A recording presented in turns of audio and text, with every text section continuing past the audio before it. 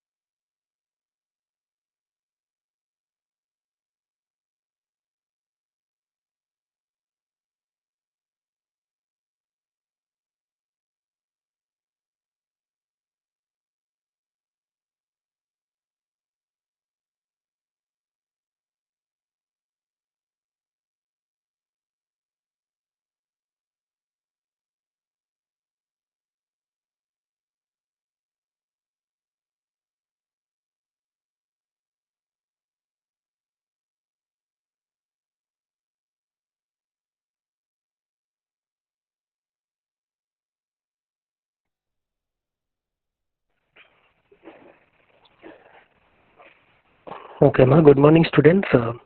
In last class, we have discussed the basic introduction about the subject. మీకు subject సంబంధించి subject అంటే ఏంది, దాంట్లో కోర్స్ అవుట్కమ్స్, కోర్స్ యొక్క ఆబ్జెక్టివ్స్, ఆ సబ్జెక్ట్ యొక్క ఆబ్జెక్టివ్స్ మొత్తం డీటెయిల్గా ఎక్స్ప్లెయిన్ చేసి next we have move to the syllabus పార్ట్లో unit 1 deals with which part and unit 2 deals with which part, unit 3, unit 4 and unit 5 units ఏ పార్ట్స్ని డిస్కస్ చేస్తాము. మొత్తం మీకు సిలబస్ గురించి బ్రీఫ్గా ఇంట్రడక్షన్ అనేది ఇవ్వడం జరిగింది.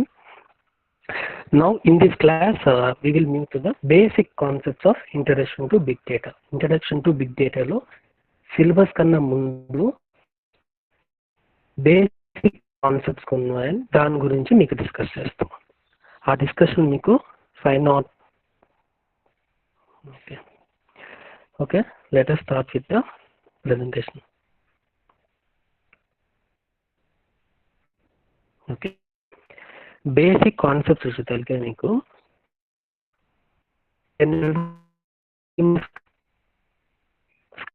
కనిపిస్తాను. స్క్రీన్ కనిపిస్తుందా? Please unmute yourself and please tell able to see my screen. Sir, Are you able to నా వాయిస్ ఏమైనా బ్రేక్ అయితే మీరు చెప్పండి, ఓకేనా? వాయిస్ బ్రేక్ అవుతుంది సార్. అవుతుందా? ఇప్పుడు వినిపిస్తుందా?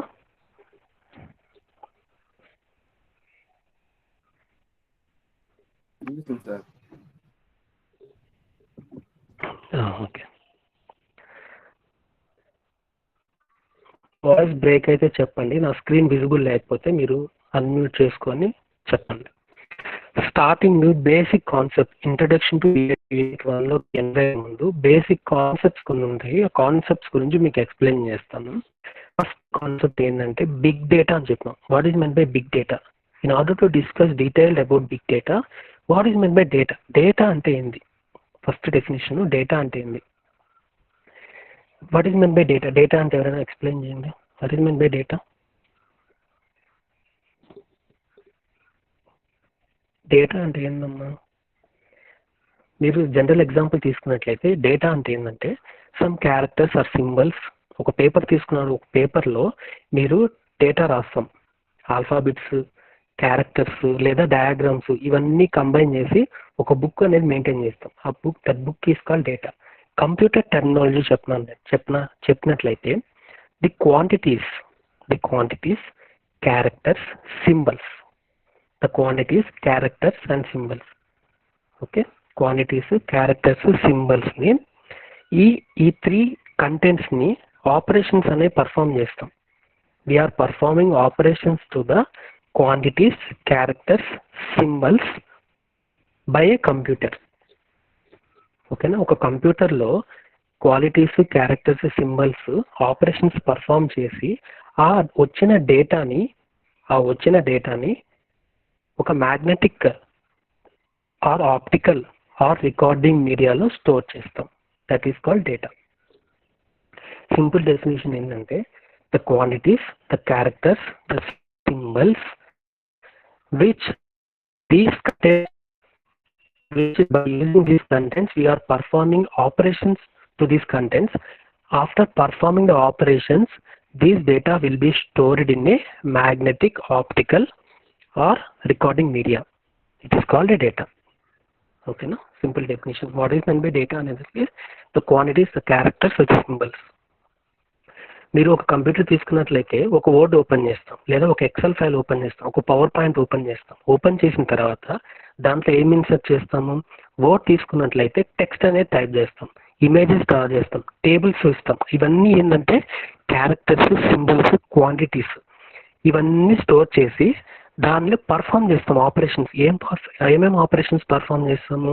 అలైన్మెంట్స్ ఇస్తాం, బోల్డ్ ఇస్తాము, ఓకేనా. నెక్స్ట్ చేంజ్ చేస్తాము, వీడియో ఇన్సర్ట్ చేస్తాం. ఇలాగ డిఫరెంట్ ఆపరేషన్స్ పర్ఫామ్ చేసి దాన్ని సేవ్ చేస్తాం.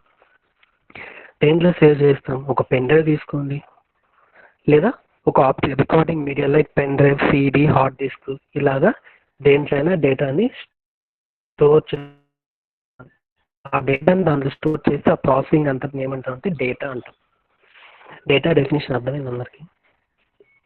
Simple definition: quantities, characters, symbols which these contents can perform a operations. ఈ కంటెంట్స్ కి ఆపరేషన్స్ పర్ఫామ్ చేసి ఆ వచ్చిన కంటెంట్ ని ఒక రికార్డింగ్ మీడియాలో స్టోర్ చేసి దాన్ని డేటా అంటాం.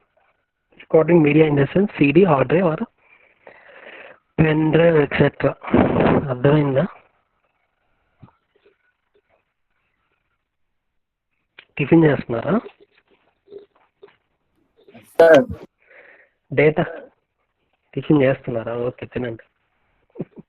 డేటా అంటే అర్థమైంది కదా డెఫినేషన్. sir, నెక్స్ట్ ఇప్పుడు మనం కాన్సెప్ట్లోకి ఎంటర్ అవుతాం. What is mean by big data అన్న? ఓకే, డేటా అనేది అయిపోయింది. Next big data definition. Big data అంటే ఏంది?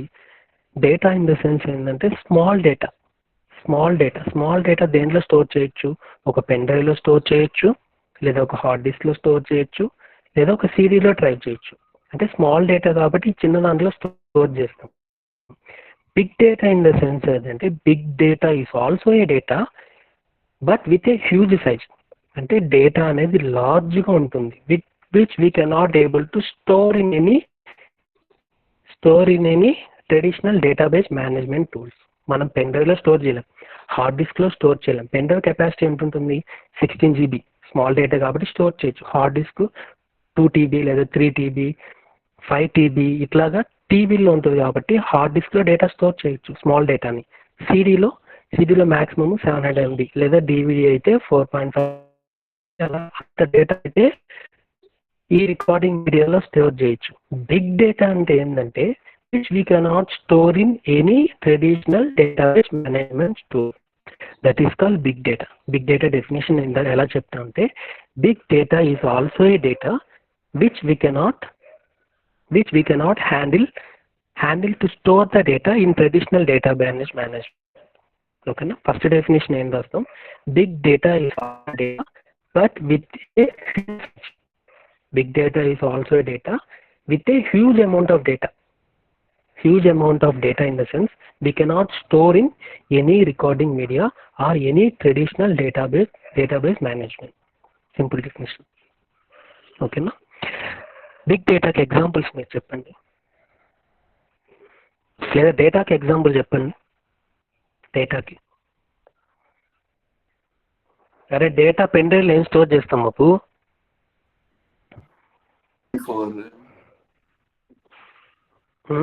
MP4, PDF files, MP3 files, video files, images, ఇవన్నీ డేటా. స్మాల్ డేటా కాబట్టి మనం పెన్ డ్రైవ్లో కానీ హార్డ్ డిస్క్లో కానీ సిడి కానీ సేవ్ చేసుకొని చూస్తాం. బిగ్ డేటాకి ఎగ్జాంపుల్, బిగ్ డేటా ఏంటంటే డేటాని మనం స్టోర్ చేయలేం, అంత డేటాని మనం యూజ్గా స్టోర్ చేయలేం. బిగ్ డేటాకి ఎగ్జాంపుల్స్ చెప్పండి. Application software data. ఏం data? Application software data. Application, Facebook, WhatsApp data. మీరు ఇంకో ఎగ్జాంపుల్ ఎస్, ఫేస్బుక్లో మనకి ఒక్క సెకండ్కి ఎంత డేటా ఒక్కొక్క పర్సన్ ఎంత ఇమేజెస్, ఎన్ని వీడియోస్, ఎన్ని మెసేజెస్, ఎన్ని కామెంట్స్, ఎన్ని లైక్స్, ఇంత డేటా అనేది ఫేస్బుక్లో స్టోర్ అవుతుంది. దాన్ని ఒక పెన్ డ్రైవ్లో కానీ ఒక డేటాబేస్ తీసుకొని దాంట్లో స్టోర్ చేయడం కానీ అది పాసిబిలిటీ ఉండదు. ఓకే, ఆ డేటాని మనం ఏమంటామంటే బిగ్ డేటా అంటాం. బిగ్ డేటాకి best example social media. Social మీడియాలో డిఫరెంట్ టైప్స్ ఆఫ్ సోషల్ మీడియాని ఫేస్బుక్ కానీ ట్విట్టర్ కానీ ఇవన్నీ ఏంటంటే డైలీ ఒక సెకండ్కి థౌజండ్స్ బిలియన్స్, ఇంకా బిలియన్స్ కన్నా ఎక్కువ అంత డేటాని మనం స్టోర్ చేస్తాం. ఆ డేటాని ఏమంటామంటే బిగ్ డేటా అంటాం. ఇంకా ఎగ్జాంపుల్ చెప్పండి. సోషల్ మీడియా ఒకటి, ఇంకా sir colleges like universities, hospitals data sir. Medical industry తీసుకున్నట్లు cloud storage sir. Cloud storage ఇవన్నీ ఏంటంటే బిగ్ డేటా అనమాట. ఇదంతా మెడికల్ ఇండస్ట్రీకి తీసుకున్నా కానీ మనకి హ్యూజ్ అమౌంట్ ఆఫ్ డేటా అనేది డైలీ ఎంతమంది పేషెంట్స్ వస్తారు, ఇప్పుడు ఎంతమంది అవుట్ పేషెంట్స్ వస్తారు, ఇప్పుడు ఇది జరుగుతుంది కదా కోవిడ్ కేసెస్. వినిపిస్తుందా? ఓకేనా? ఓకేనమ్మా?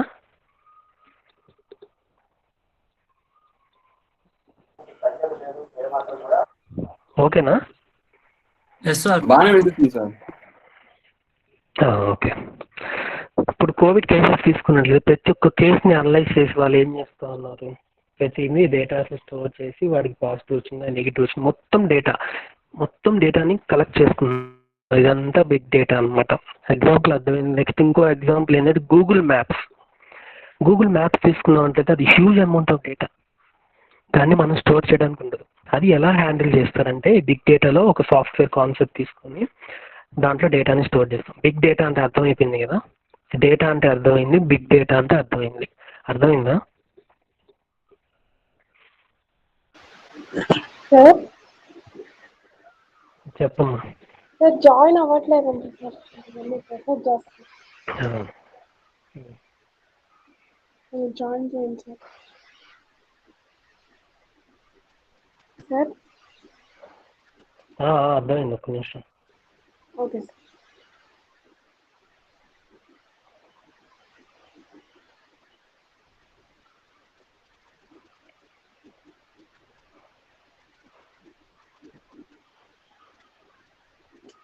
ప్రెజెంటేషన్ కనిపించలేదా?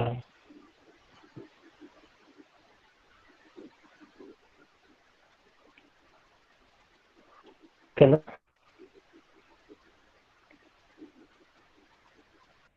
జాయిన్ అయ్యారా?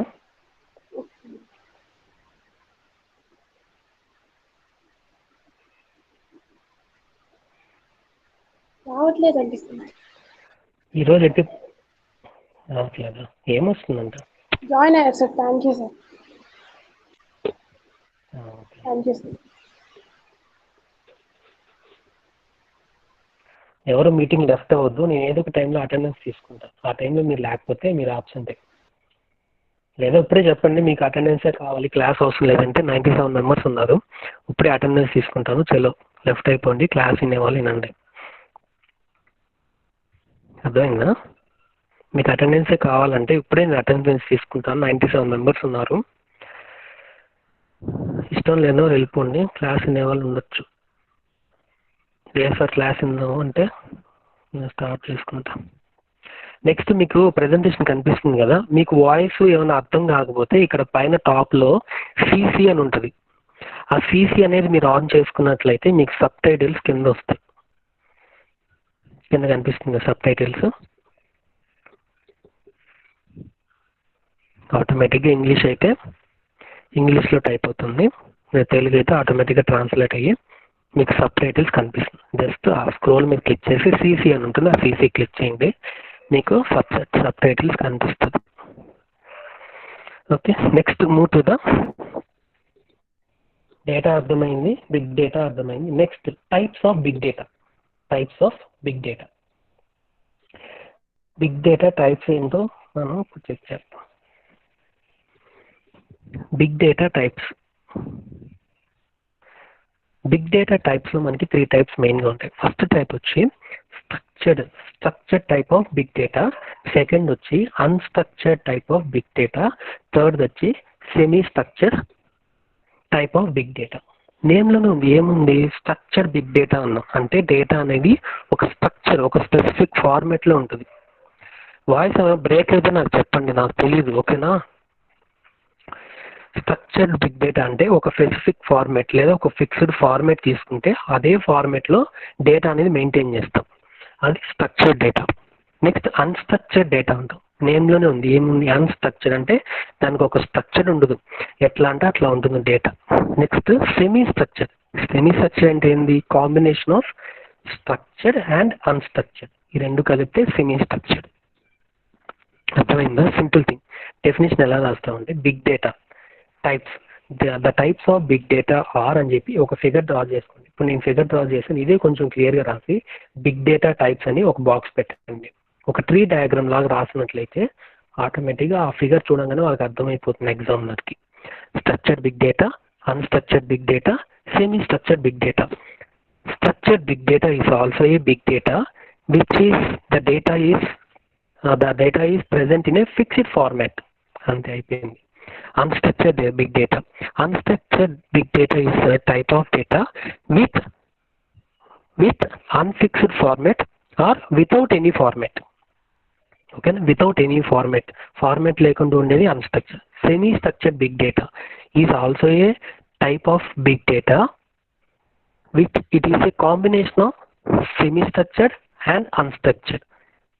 అండ్ దానికి సరిపోతుంది. అర్థమైంది కదా?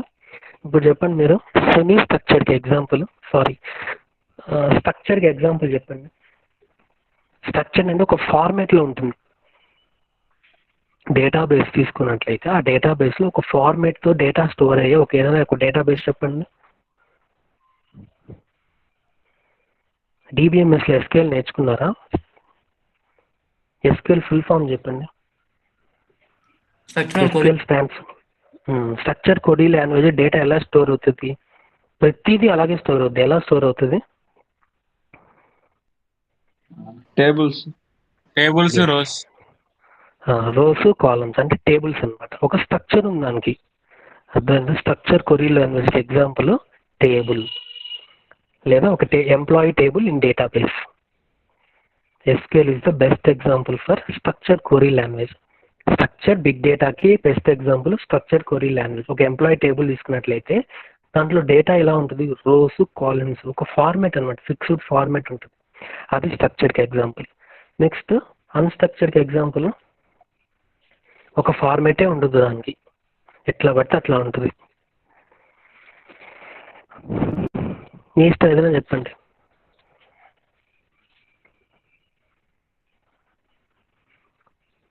అన్స్ట్రక్చర్డ్ డేటా స్ట్రక్చర్ ఉండదమ్మా. పెన్ డ్రైవ్ తీసుకోండి, ఏముంటాయి దాంట్లో? ఇమేజెస్ ఉంటాయి, వీడియోస్ ఉంటాయి, వర్డ్ ఫైల్స్ ఉంటాయి, పీపీటీస్ ఉంటాయి. ఒక స్ట్రక్చర్ అనేది ఏమున్నది? ఏదైనా స్టోర్ చేసుకోవచ్చు. అలాగే గూగుల్ సెర్చ్ ఇంజిన్ తీసుకోండి. గూగుల్ సెర్చ్ ఇంజిన్లో ఏదైనా టైప్ చేసామనుకుంటే కానీ మనకి స్పెసిఫిక్గా వీడియోస్ మాత్రమే కనిపిస్తుందా? లేదు, మొత్తం అంతా జస్ట్ సెర్చ్ చేయగానే వీడియోస్, బుక్స్, ఏం కంటెంట్ ఉంటే మొత్తం అంతా కనిపించేస్తుంది. Best example Google search. Unstructured డేటాకి గూగుల్ సెర్చ్ అనేది best example. Next semi structured data అంటాం. అంటే స్ట్రక్చర్ ఫార్మాట్ ఉంటుంది ప్లస్ అన్స్ట్రక్చర్డ్ ఫార్మాట్గా ఉంటుంది. దీనికి బెస్ట్ ఎగ్జాంపుల్ XML లాంగ్వేజ్ అంటాం. XML లాంగ్వేజ్ అంటే extensible markup language.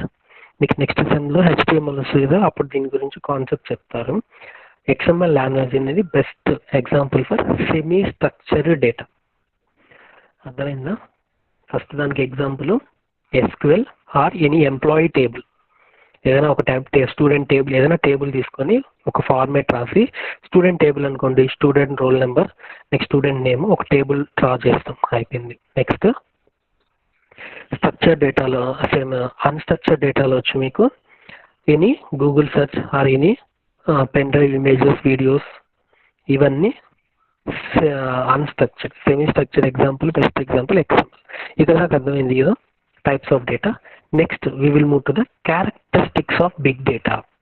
Next concept characteristics of big data. ప్రతి ఒక్క కాన్సెప్ట్ తీసుకున్నట్లయితే ఒక క్యారెక్టరిస్టిక్స్ ఉంటాయి.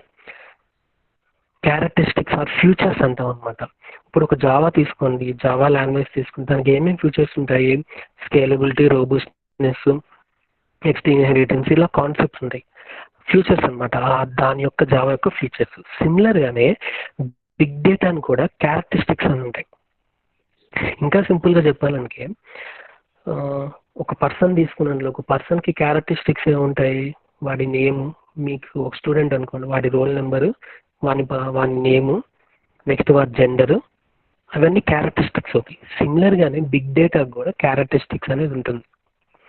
బిగ్ డేటాకి క్యారెక్టరిస్టిక్స్ ఉంటాయి. బిగ్ డేటాకి క్యారెక్టరిస్టిక్స్ సింపుల్గా ఏం చెప్తామంటే the characteristics of big data will be defined as 4 V's. 4 V's అంటాం. అంటే 4 V's అంటే 1, 2, 3, 4. 4 V's అని ఎందుకు అన్నామంటే ఫస్ట్ క్యారెక్టర్ ఏంటంటే volume. First character volume. Second V ఏంటంటే వెలాసిటీ. థర్డ్ వి ఏంటంటే variety. Fourth V veracity. VERACITY, veracity. Veracity అంటాం. టోటల్గా వీటిని మనం 4 V's అంటాం. What are the characteristics of big data అనగానే there are 4 V's of characteristics for big data అంటాం. what are the 4 V's? V for velocity, V for volume, V for velocity, V for variety, V for veracity. Volume in the sense ఏంటి? Volume అంటే ఏంటి? Size or quantity of data. ఓకేనా? మనం big డేటాను ఎలా mention చేస్తామంటే quantity of big data. Example తీసుకున్నట్లయితే మన ఎవ్రీ మినిట్ ట్విట్టర్లో 2,70,000 ట్వీట్ అనేది చేస్తున్నారు. ఒక మినిట్ తీసుకున్నట్లయితే ట్విట్టర్ అనే సోషల్ మీడియాలో 2,70,000 ట్వీట్స్ అనేది చేస్తున్నారు. అలాగే ఒక మెసేజెస్ తీసుకున్నట్లయితే, ఇన్స్టాగ్రామ్ తీసుకున్నట్లయితే 30 బిలియన్ పీపుల్ ఇన్స్టాగ్రామ్లో మెసేజెస్ అనేది అప్లోడ్ చేస్తున్నారు. అలాగే ఈమెయిల్స్ తీసుకున్నట్లయితే 200 మిలియన్ ఈమెయిల్స్ అనేవి ఒక్క మినిట్లో మనకి డేటా అనేది జనరేట్ అవుతుంది. దీస్ ఇన్ ద సెన్స్ ఏంటంటే వాల్యూమ్ అనమాట ఇదంతా. అంటే ఒక మినిట్ తీసుకుంటే ఎంత type of volume of data, volume of big data, ఇదంతా బిగ్ డేటా అని. మిలియన్స్ అనగానే బిగ్ డేటా అనమాట. ఇంత అమౌంట్ ఆఫ్ డేటా అనేది మనకి జనరేట్ అవుతుందని చెప్తాం. నెక్స్ట్ వెలాసిటీ అంటే, velocity means speed of the data. ఒక్క మినిట్ తీసుకున్నట్లయితే 3.5 బిలియన్ సెర్చ్. గూగుల్ అనేది ఒక్క మినిట్లో 3.5 బిలియన్ సెర్చెస్ అనేది విత్ ఇన్ మినిట్లో మనకి సెర్చ్ ఇంజిన్ మనకి డేటా చూపిస్తుంది. సెర్చ్ చేసి డేటాని చూపిస్తుంది. అంటే అంత ఫాస్ట్గా చేస్తుంది అనమాట. Velocity in the sense speed of the retrieving the big data.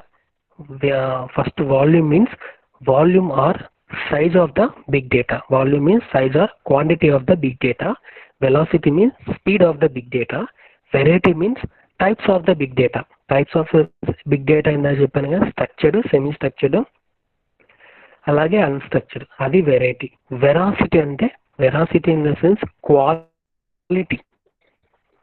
Quality అనేది వెరాసిటీలో డిస్క్రైబ్ చేస్తాం. ఎలా క్వాలిటీని డిఫైన్ చేస్తామంటే ట్విట్టర్ తీసుకోండి. ట్విట్టర్లో మన ఏదైనా మెసేజ్ టైప్ చేయగానే ఆటోమేటిక్గా మీకు స్పెల్లింగ్ మిస్టేక్ ఏమైనా అయితే ఎర్రర్ చూపిస్తుందా? ఫేస్బుక్లో కూడా చూపిస్తుంది. ఇది వెరైటీ అంటే క్వాలిటీ. మనం ఇచ్చే డేటా అనేది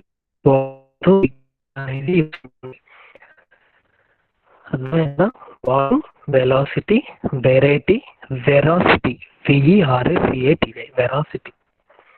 యూట్యూబ్ తీసుకున్నా కూడా అంతే. యూట్యూబ్లో ఒక డేటాని మనం ఇచ్చేయంగానే వెంటనే ఏమన్నా దానికి సంబంధించి ఎర్రర్స్ ఏమైనా ఉంటే ఆటోమేటిక్గా డిస్ప్లే చేసేస్తుంది. ట్విట్టర్లో తీసుకున్నట్లయితే ట్విట్టర్లో కూడా మనం ఏదైనా కంటెంట్ని, టెక్స్ట్ని టైప్ చేసినప్పుడు ఆటోమేటిక్గా ఆ టెక్స్ట్కి సంబంధించి ఏమైనా లైన్స్ కానీ ఆర్డర్లో లేకపోతే లేదా స్పెల్లింగ్ మిస్టేక్స్ అన్నట్లయితే ఆటోమేటిక్గా అక్కడ ఎర్రర్ చూపిస్తుంది. That is called veracity. అర్థమైందా ఇక్కడ దాకా? ఏం చూసాము ఇప్పుడు దాకా? Data, what is men by data, what is men by big data, what are the type of big data and what are the characteristics of big data. Next, what are the advantages and disadvantages of big data. Big data use చేయడం వల్ల ఏమేమి advantages ఉంటాయి.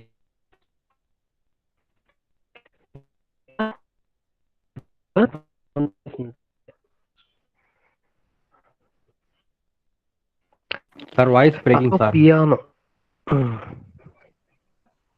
Okay, వినిపిస్తుందా? Yes sir. Okay. Next, advantages and disadvantages of big data. Advantages తీసుకున్నట్లయితే మనం ఈ big data use చేయడం వల్ల కస్టమర్ సర్వీస్ అనేది డేటా మనది ఫ్యూ ఉన్నప్పుడు ఏమవుతుందంటే కస్టమర్ అడిగే డేటాని సింపుల్గా బిగ్ డేటా నుంచి మనం తెచ్చిచ్చేయచ్చు. ఆ కస్టమర్ సర్వీస్ అనేది ఇంప్రూవ్ అవుతుంది. That is the first point. Second point, better decision making. Data అంతా మన దగ్గరే ఉంది, బిగ్ డేటాలో డేటా ఉంది. ఓకే, మనకి ఏది కావాలి, డెసిషన్ అనేది కరెక్ట్గా తీసుకోవచ్చు.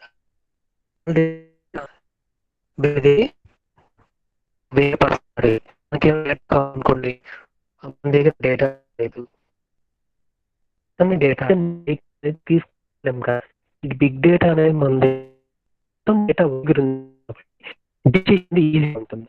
This is the another advantage.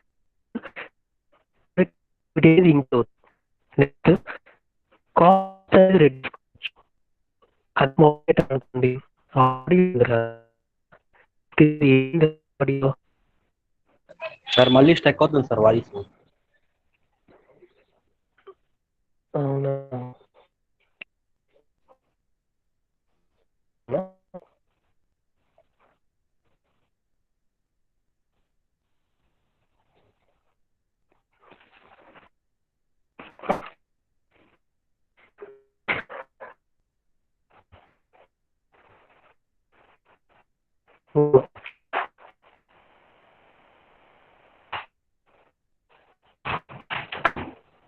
ఓకేనా?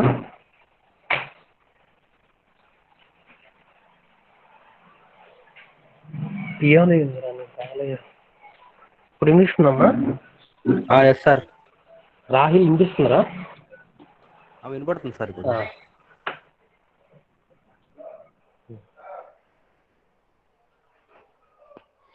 ఓకేనా? అర్థమైంది కదా? బిగ్ డేటా ఉండడం వల్ల కాస్ట్ అనేది రెడ్యూస్ అవుతుంది. కాస్ట్ ఎందుకు రెడ్యూస్ అంటే డేటా అంతా ఒకే దగ్గర మనం స్టోర్ చేస్తాం. పార్ట్స్గా డివైడ్ చేసి మళ్ళీ వేరే వాళ్ళకి షేర్ చేసి అట్లా ఏమి ఉండదు. అందువల్ల కాస్ట్ అనేది రెడ్యూస్ అవుతుంది. Next, fraud detection. డేటా అంతా మన దగ్గరే ఉంటుంది కాబట్టి పక్కన వాడు థెఫ్ట్ చేసేదానికి పాసిబిలిటీ ఉండదు.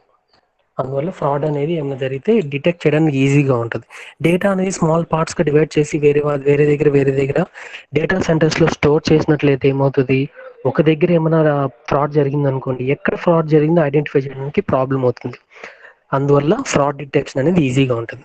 ఈ బిగ్ డేటాలో కూడా కొన్ని డిసడ్వాంటేజెస్ ఉంటాయి. ఏం డిసడ్వాంటేజెస్ అంటే, ఈ బిగ్ డేటాని హ్యాండిల్ చేయడం ఒక సింపుల్ పర్సన్స్ వల్ల హ్యాండిల్ చేయడానికి పాసిబిలిటీ ఉండదు. ఓకే, టాలెంటెడ్ పర్సన్ మాత్రమే ఇక్కడ మనం తీసుకోవడం జరుగుతుంది. అందువల్ల ఏంటంటే టాలెంట్ పర్సన్ ఉన్నప్పుడు ఆటోమేటిక్గా వాళ్ళకి ఎక్కువ శాలరీ అనేది ఇవ్వడం జరుగుతుంది. So this is the one of the disadvantage. Next, technology day by day change అవుతా ఉంది. ఆ టెక్నాలజీస్ తెలుసుకొని మళ్ళీ దాన్ని అడాప్ట్ చేయడానికి కొంచెం డిసడ్వాంటేజ్ ఉంటుంది. These are the some of the disadvantages and advantages of big data. Next, సరే సార్ బాగానే చెప్తున్నారు, బిగ్ డేటా అన్నారు, బిగ్ డేటా గురించి మాకు చెప్తున్నారు. నాకు ఫ్యూచర్లో ఈ బిగ్ డేటా ఎలా యూజ్ అవుతుంది? జావా అనుకోండి, జావా నేర్చుకున్నాను, రేపు కంపెనీకి వెళ్ళిన తర్వాత నేను కోడింగ్ అనేది చేసుకొని ప్రాజెక్ట్ డెవలప్ చేసేటప్పుడు నాకు కోడింగ్ యూజ్ అవుతుంది సార్, నాకు బిగ్ డేటా వల్ల యూజ్ ఏంటి అంటారు. బిగ్ డేటాలో కూడా డిఫరెంట్ జాబ్స్ ఉంటాయి.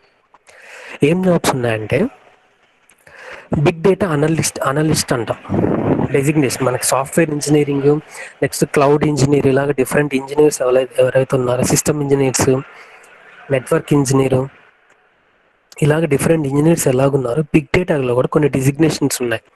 ఏమంటే బిగ్ డేటా అనలిస్ట్ అంటాం, లేదా బిగ్ డేటా డెవలపర్ అంటాం, లేదా ఇంజనీర్ హెడూప్ అంటాం. ఓకే, ఇలాగ డిఫరెంట్ డెసిగ్నేషన్స్ ఉంటాయి. మినిమం శాలరీ వాళ్ళకి ఎలా ఉంటుందంటే 8.5 lakhs per annum ఉంటుంది. ఓకేనా, హైలీ పెయిడ్ వర్కర్స్. ఎందుకంటే వాళ్ళకి బిగ్ డేటాని చేసే టాలెంట్ ఉంటుంది కాబట్టి బిగ్ డేటాలో కూడా మంచి స్కోప్ ఉంటుంది. ట్రై చేసే వాళ్ళు ట్రై చేయొచ్చు. These are the basic concepts of big data.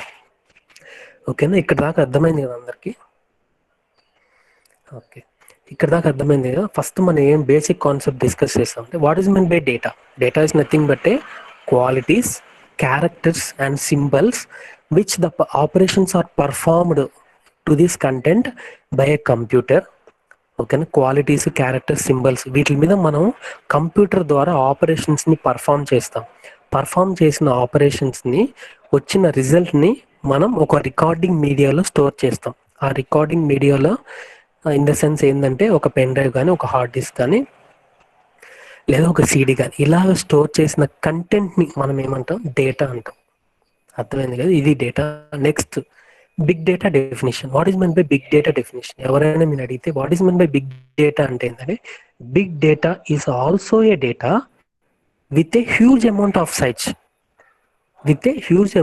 Size, which traditional database management tools cannot handle to store the data. ఈ ట్రెడిషనల్ మనం రీసెంట్గా యూజ్ చేసే SQL లేదా ఇంకేమైనా డేటాబేస్ని స్టోర్ చేసే డేటాని స్టోర్ చేసిన ఏదైనా మీడియా కానీ అది హ్యాండిల్ చేయలేని డేటాని మనం బిగ్ డేటా అంటాం. ఓకేనా, దీనికి ఎగ్జాంపుల్స్ మనం చెప్పుకున్నాం. ఎగ్జాంపుల్స్ ఏంటి? Social media. ఇంకా ఎగ్జాంపుల్స్ కొన్ని ఉన్నాయి. ఏంటంటే న్యూయార్క్ స్టాక్ ఎక్స్చేంజ్, NYSE అంటాం. Very very important. New York stock exchange. దాంట్లో ఏంటంటే అది ఒక సెకండ్కి 1 terabyte ఆఫ్ డేటాని మనకి డైలీ జనరేట్ చేస్తూ ఉంటుంది. So it is called a big data. Next social మీడియాలో ఫేస్బుక్, ట్విట్టర్, యూట్యూబ్ ఇవన్నీ డైలీ ఒక సెకండ్కి హ్యూజ్ అమౌంట్ ఆఫ్ డేటాని మనం గ్యాదర్ చేస్తాం. నెక్స్ట్ ఇంకో example Google maps, Google photos. ఇవన్నీ ఏంటంటే డేటాని, హ్యూజ్ అమౌంట్ ఆఫ్ డేటాని డైలీ మనకి జనరేట్ చేస్తుంది. Next medical industry, transport industry, ఇవంతా బిగ్ డేటాకి ఎగ్జాంపుల్స్ చెప్పుకున్నాం. నెక్స్ట్ టైప్స్ ఆఫ్ డేటా చెప్పుకున్నాం. Basically there are 3 types of data: structured, semi structured, unstructured. Structured అంటే స్పెసిఫిక్ ఫార్మాట్, అన్స్ట్రక్చర్డ్ అంటే వితౌట్ ఎనీ ఫార్మాట్, థర్డ్ వచ్చి semi structured అంటే both combination of structured and semi structured. Best example semi స్ట్రక్చర్డ్కి XML, మైండ్లో పెట్టుకుని XML. First వచ్చి SQL. అన్స్ట్రక్చర్డ్కి Google maps కానీ, Google search engine కానీ తీసుకోండి. నెక్స్ట్ క్యారెక్టరిస్టిక్స్ అనగానే మెయిన్గా 4 V's ఉంటాయి. 4 V's. First the volume, velocity, variety, veracity. Next advantage, disadvantage చెప్పుకున్నాం. Next designations. This is the basic concepts of big data, NSC. అది కూడా. నెక్స్ట్ యాక్చువల్ ఇప్పుడు మనం సిలబస్లోకి ఎంటర్ అవుతాము. Don't left the meeting. ఈ క్వశ్చన్ వెరీ వెరీ ఇంపార్టెంట్. మీరు మిడ్లో తీసుకున్న ఈ క్వశ్చన్ ఉంటుంది. ఫైనల్ ఎగ్జామ్లో 99% ఈ క్వశ్చన్ ఖచ్చితంగా ఉంటుంది. ఓకేనా, ఏదైనా డౌట్ ఉంటే అడగండి. క్లియర్గా కాన్సెప్ట్ అనేది అండర్స్టాండ్ చేసుకోండి. ఈజీగా ఉంటుంది. ఖచ్చితంగా 10 marks మీకు ఈజీగా ఫస్ట్ యూనిట్ నుంచి క్వశ్చన్ ఖచ్చితంగా ఉంటుంది. ఇది ఒక్కటి చూసుకోండి అమ్మా. ఈ క్వశ్చన్ మాత్రం, ఈ క్వశ్చన్ ఎక్స్ప్లెయిన్ చేస్తాను, దీంతో క్లాస్ అనేది ఎండ్ చేస్తాం. ఓకేనా,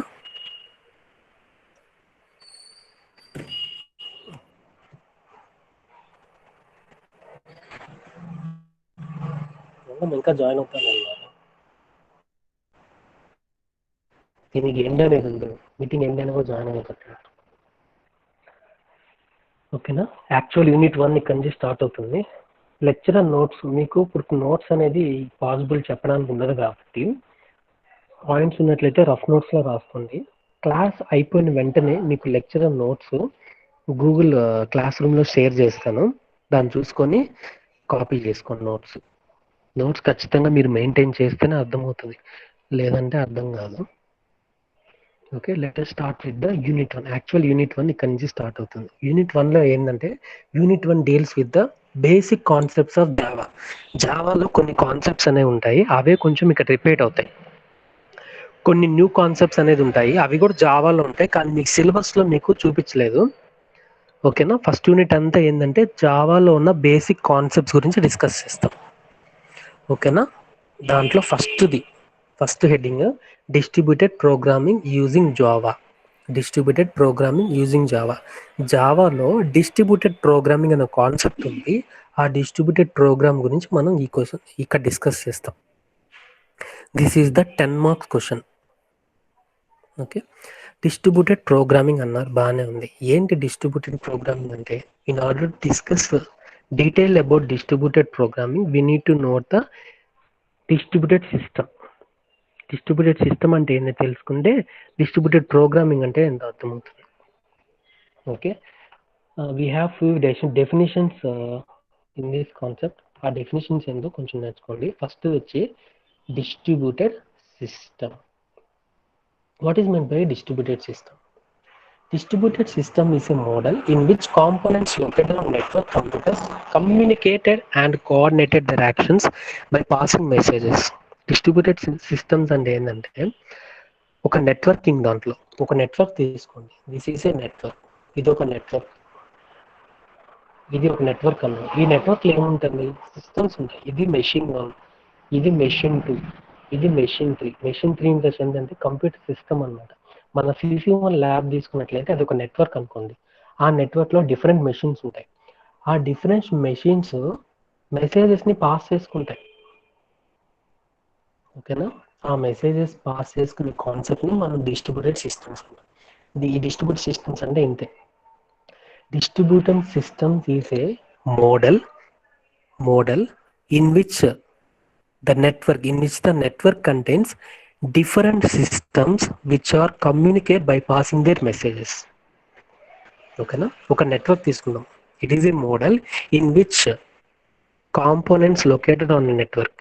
ఓకేనా, మెషిన్ 1, మెషిన్ 2, మెషిన్ 3 అనేవి కాంపోనెంట్స్.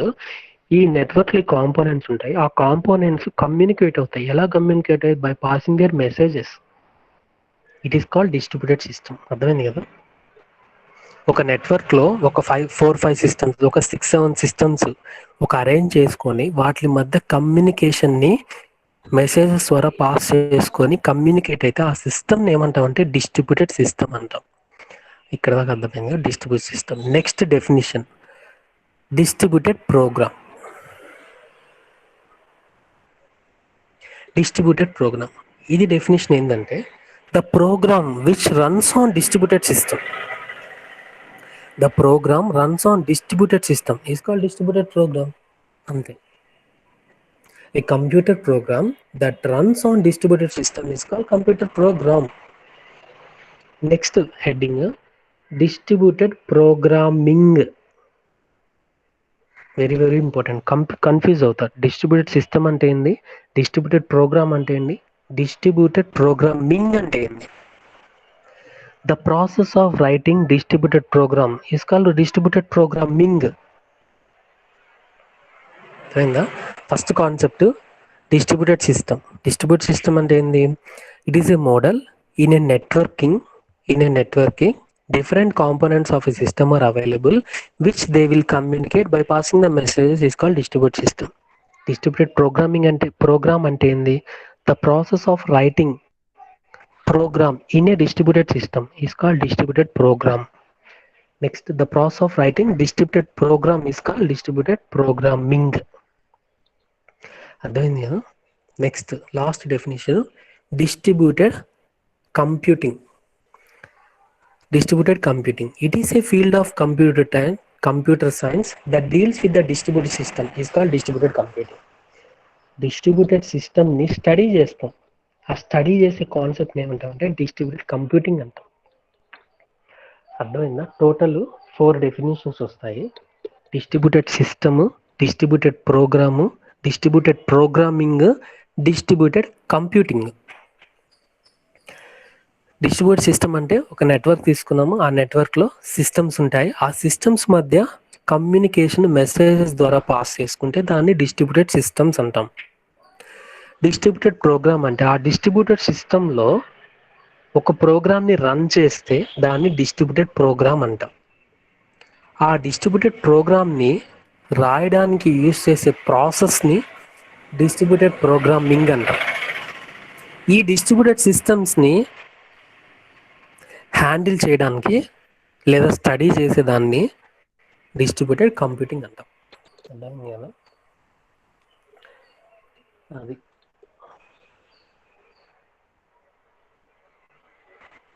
ఒక్కొక్క కేసెస్లో ఏమవుతుందంటే draw the architecture of distributed systems అంటాం.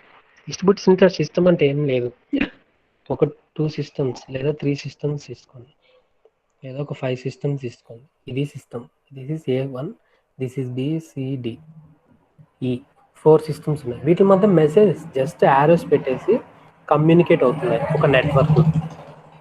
Is called network, that is called distribute system. అయిపోయింది అంతే. అయింది కదా? ఉన్నారా? No presentation. అర్థం కాలేదా? నిద్రపోతా ఉన్నారా? హాఫ్ స్క్రీన్ వస్తుంది సార్, ఫోన్ లాగా. హాఫ్ స్క్రీన్ వస్తుందా?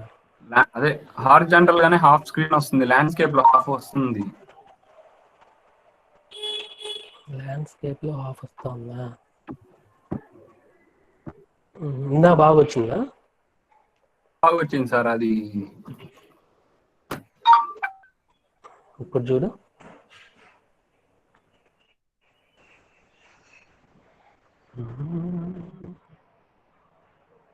చెప్పు.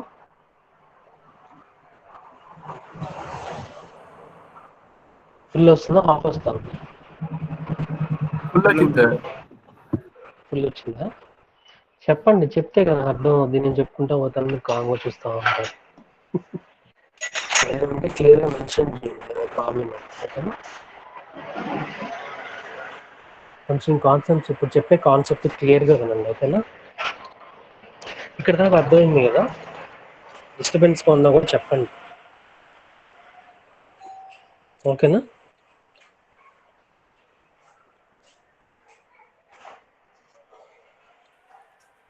Okay sir.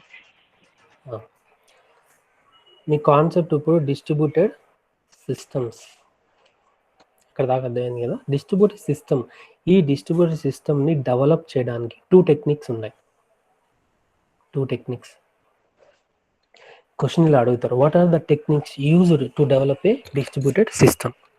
What are the techniques used to develop a distributed system? Sir bullets ఉంటే వస్తుంది సార్. వస్తుంది.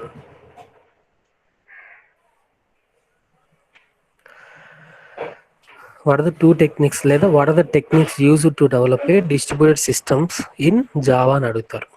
There are mainly 2 techniques are used అని చెప్పి. ఫస్ట్ టెక్నిక్ ఏంటంటే RMI. వెరీ వెరీ ఇంపార్టెంట్ ఇది క్వశ్చన్. ఖచ్చితంగా 10 మార్క్స్. లాస్ట్ టైం అడిగారు, అంతకుముందు అడిగారు, ఈసారి అడుగుతారు ఖచ్చితంగా. RMI, కోర్బా.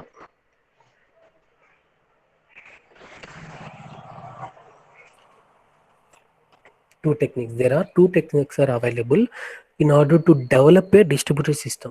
సార్ మీరు డిస్ట్రిబ్యూటెడ్ సిస్టమ్ అంటే ఏం చెప్పారు, డెఫినేషన్ చెప్పారు. నెక్స్ట్ డిస్ట్రిబ్యూటెడ్ ప్రోగ్రామింగ్ అంటే చెప్పారు, ప్రోగ్రామ్ అంటే చెప్పారు, డిస్ట్రిబ్యూటెడ్ కంప్యూటింగ్ అని కూడా చెప్పారు. ఓకే, బాగానే ఉంది. ఆ డిస్ట్రిబ్యూటెడ్ సిస్టమ్ని డెవలప్ చేయడానికి యూజ్ చేసే టెక్నిక్స్ ఏంటి? ఫస్ట్ వచ్చి RMI, నెక్స్ట్ వచ్చి కోర్బా. ఓకేనా? Now let us move to the first one, that is RMI. Very very important మా, ఖచ్చితంగా వినండి.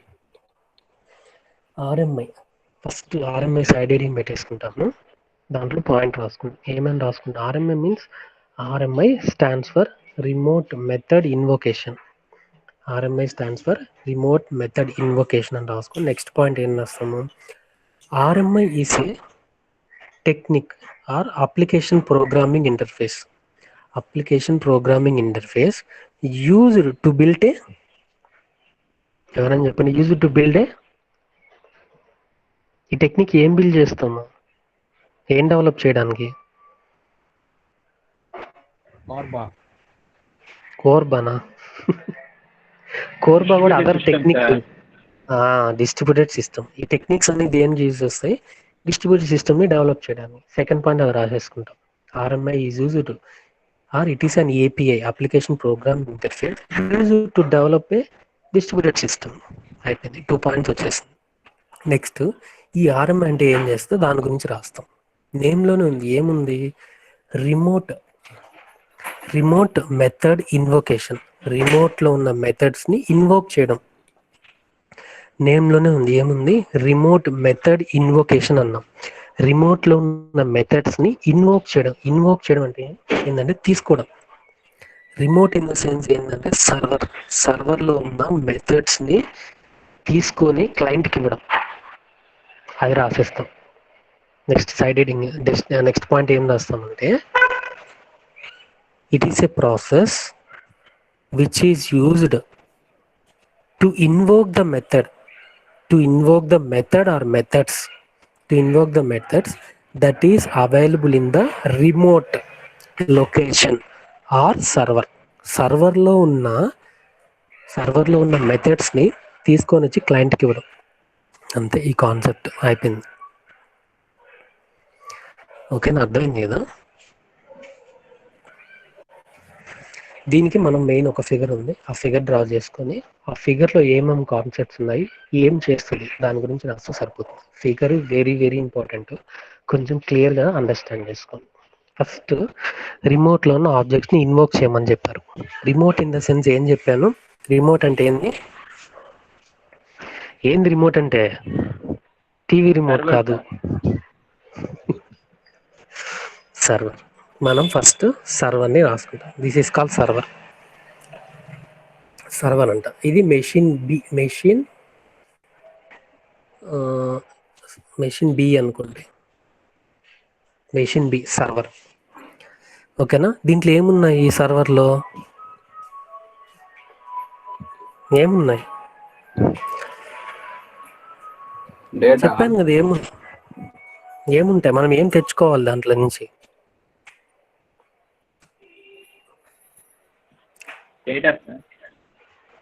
ఆబ్జెక్ట్స్. రిమోట్ మెథడ్ ఇన్వోకేషన్, మెథడ్స్ ఉంటాయి.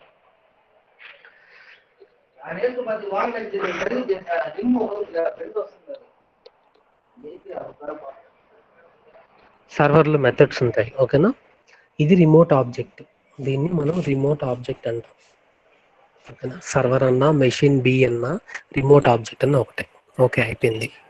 నెక్స్ట్ సర్వర్ ఉంటే ఆటోమేటిక్గా క్లయింట్ కూడా ఉంటారు. This is machine A, we can call it as client అంటాం మేము.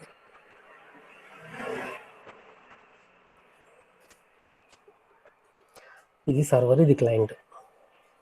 మళ్ళీ ఫ్రెష్ చేస్తాం అన్నట్టు. సింపుల్గా నేర్చుకోండి. ఇది మెషిన్ క్లయింట్ అనుకోండి, we can call it as machine A. Next it is called server, it is called machine B. ఇక్కడ దాకా అర్థమైపోయింది కదా. నెక్స్ట్ ఈ రెండు కమ్యూనికేట్ అవ్వడానికి క్లయింట్ సైడ్ ఒక పర్సన్ ఉంటాడు. ఎవరంటే అతను, we can call it as stub.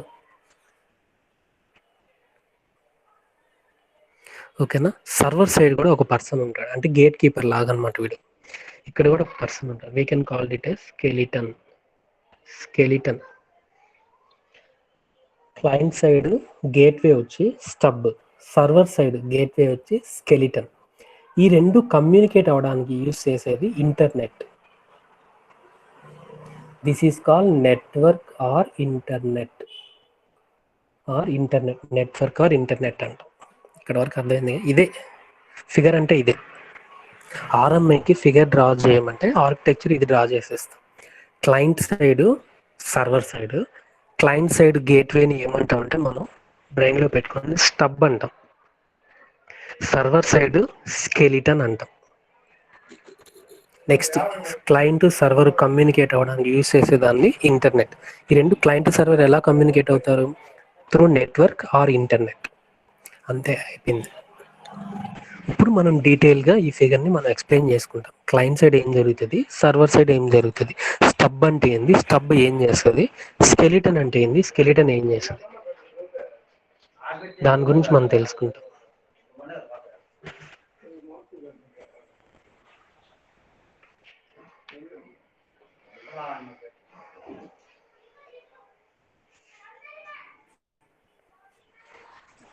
Okay. First, we will discuss about stub object. Side heading. మనం ఫస్ట్ RMI అంటే definition. RMI, what is the full form of RMI and what is RMI will do, and RMI ఏం చేస్తే ఒక 2 lines రాసుకున్న తర్వాత ఈ figure draw చేసేసుకుందాం. Figure draw చేసేసుకొని ఈ ఫిగర్లో స్టబ్ ఆబ్జెక్ట్ ఏం చేస్తుందో ఒక 2 lines రాసుకుంటాం. ఏం చేస్తుంది stub object? All outgoing request are routed. Outgoing request అని క్లయింట్ సైడ్ నుంచి ఏం రిక్వెస్ట్ అయితే వస్తుందో, క్లయింట్ సైడ్ నుంచి ఏం రిక్వెస్ట్ అయితే వస్తుందో అవన్నీ హ్యాండిల్ చేసేది ఎవరు? స్టబ్. అయిపోయింది. సైమల్టేనియస్గా స్కెలిటన్ కూడా చెప్తాను. స్కెలిటన్ కూడా అవే రాయండి. స్కెలిటన్ ఏం రాస్తారు? Skeleton server side outgoing messages are handle by. ఇక్కడ అవుట్ గోయింగ్ క్లయింట్ నుంచి అవుట్ గోయింగ్ మెసేజెస్, అప్పుడు ఇక్కడ ఏమవుతాయి? ఇన్కమింగ్ మెసేజ్ అవుతాయి. ఓకేనా? Skeleton will handle all incoming messages. ఇక్కడ అవుట్ గోయింగ్ అయితే ఇక్కడ ఇన్కమింగ్. ఎందుకంటే క్లయింట్ అనేది ఫస్ట్ రిక్వెస్ట్ పంపిస్తాడు సర్వర్కి. సర్వర్ ఎప్పుడు మనకి వెంటనే ప్రాసెస్ చేసి పంపించదు. క్లయింట్ నుంచి ఏదైనా రిక్వెస్ట్ వెళ్తేనే అది సర్వర్ హ్యాండిల్ చేస్తుంది. సో ఫస్ట్ పాయింట్ స్టబ్ ఆబ్జెక్ట్లు ఏం రాస్తామంటే all outgoing request are handle by stub object. ఒక పాయింట్ అయిపోయింది. సైమల్టేనియస్ స్కెలిటన్ కూడా చెప్తున్నాను, అప్పుడు అర్థమైపోతుంది. All incoming request are handle by skeleton. అయిపోయింది. Next stub is a gateway for ఎవరికి? స్టబ్ గేట్వే ఎవరికి చెప్పండి ఎవరైనా. స్టబ్ దేని gateway? Client sir. Stub is a gateway for client side. Point అయిపోయింది. స్కెలిటన్ లో చెప్పండి. Skeleton is a gateway for server sir. ఏం ఎగరబోయినట్టుంది.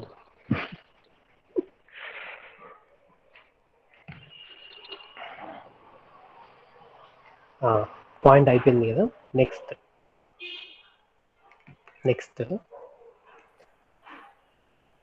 Next stub object. స్క్రీన్ రాలేదా?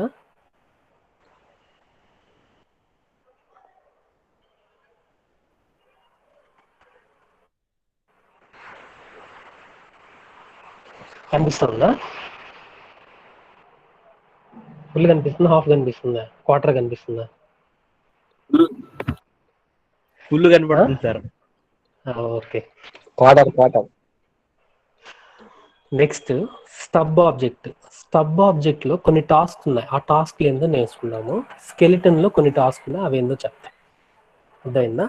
What are the task performed by the stub object. ఏం చేసిందంటే stub object figure ఒకసారి మైండ్లో పెట్టుకోండి.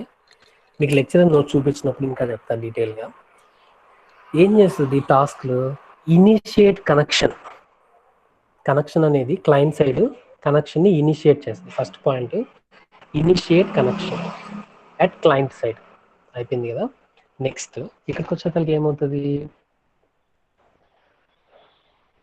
ఇది ఫస్ట్ చెప్పిన తర్వాత ఇక్కడ ఏమవుతుందంటే right and transmit the parameters.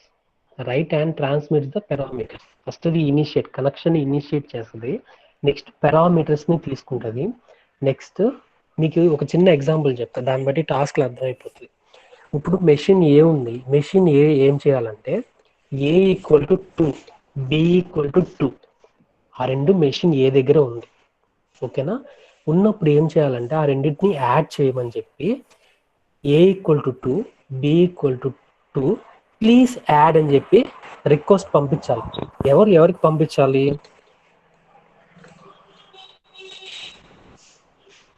చెప్పండి. Parameters A = 2, B = 2 please add అనే రిక్వెస్ట్ అనేది ఎవరికి పంపించాలి? క్లయింట్ సర్వర్కి పంపించాలి. మెషిన్ ఏ మెషిన్ బికి పంపించాలి. అర్థమైంది కదా ఇక్కడ వరకు? ఫస్ట్ స్టబ్ ఆబ్జెక్ట్ ఏం చేస్తుందంటే కనెక్షన్ ఇనిషియేట్ చేస్తుంది. ఫస్ట్ స్టెప్ ఇనిషియేట్ చేసిన తర్వాత ఆ పారామీటర్స్ని తీసుకుంటుంది. Second step write the parameters. ఏమేం parameters? A = 2, B = 2 please add అని చెప్పి పారామీటర్స్ తీసుకొని ఎవరికి పంపిస్తుంది? చెప్పండి అమ్మా, ఎవరికి పంపిస్తుంది? సర్వర్కి పంపిస్తుంది. సర్వర్ ఏం చేస్తుందంటే, సర్వర్లో ఒక మెథడ్ ఉంటుంది, యాడ్ అనే మెథడ్, ప్లస్ అనే మెథడ్ ఒకటి ఉంటుంది. సర్వర్ ఏం చేస్తుందంటే ఓకే పారామీటర్స్ నా దగ్గరికి వచ్చాయి, వీడికి యాడ్ చేయాలని చెప్పి మెథడ్ని ఎత్తుక్కుంటుంది. అదే రిమోట్ మెథడ్ ఇన్వొకేషన్ అంటే. మెథడ్ని సెర్చ్ చేసుకొని ఓకే వీడికి యాడ్ మెథడ్ కావాలి అని చెప్పి యాడ్ మెథడ్ తీసుకొని A+B 2+2 అని యాడ్ చేస్తుంది. ఈ లోపల ఇది ఏం చేయాలి? స్టబ్ థర్డ్ పాయింట్ ఏమవుతుంది? Wait for the result. First initiate the connection, write the parameters, wait for the result. ఓకేనా? Wait for the result. Result వచ్చిన తర్వాత నెక్స్ట్ స్టెప్ ఏంది? ఆ వచ్చిన రిజల్ట్ని ఇది పాస్ చేస్తుంది.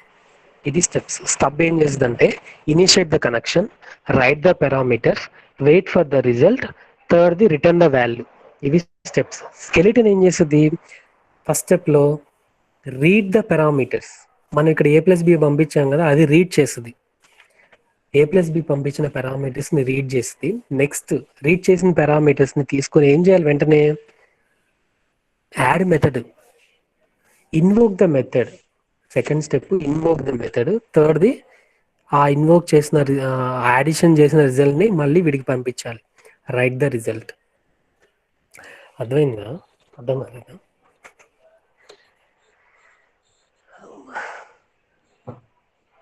అర్థమైందా? నోట్స్ చూపిస్తాను, కొంచెం అర్థమైంది. ఓవర్ కొడుతుందా? సింపుల్ అమ్మా. స్టబ్ ఏం చేస్తుందంటే కనెక్షన్ ఇనిషియేట్ చేస్తుంది, పారామీటర్స్ని తీసుకుంటుంది, next wait for the result కోసం వెయిట్ చేస్తుంది.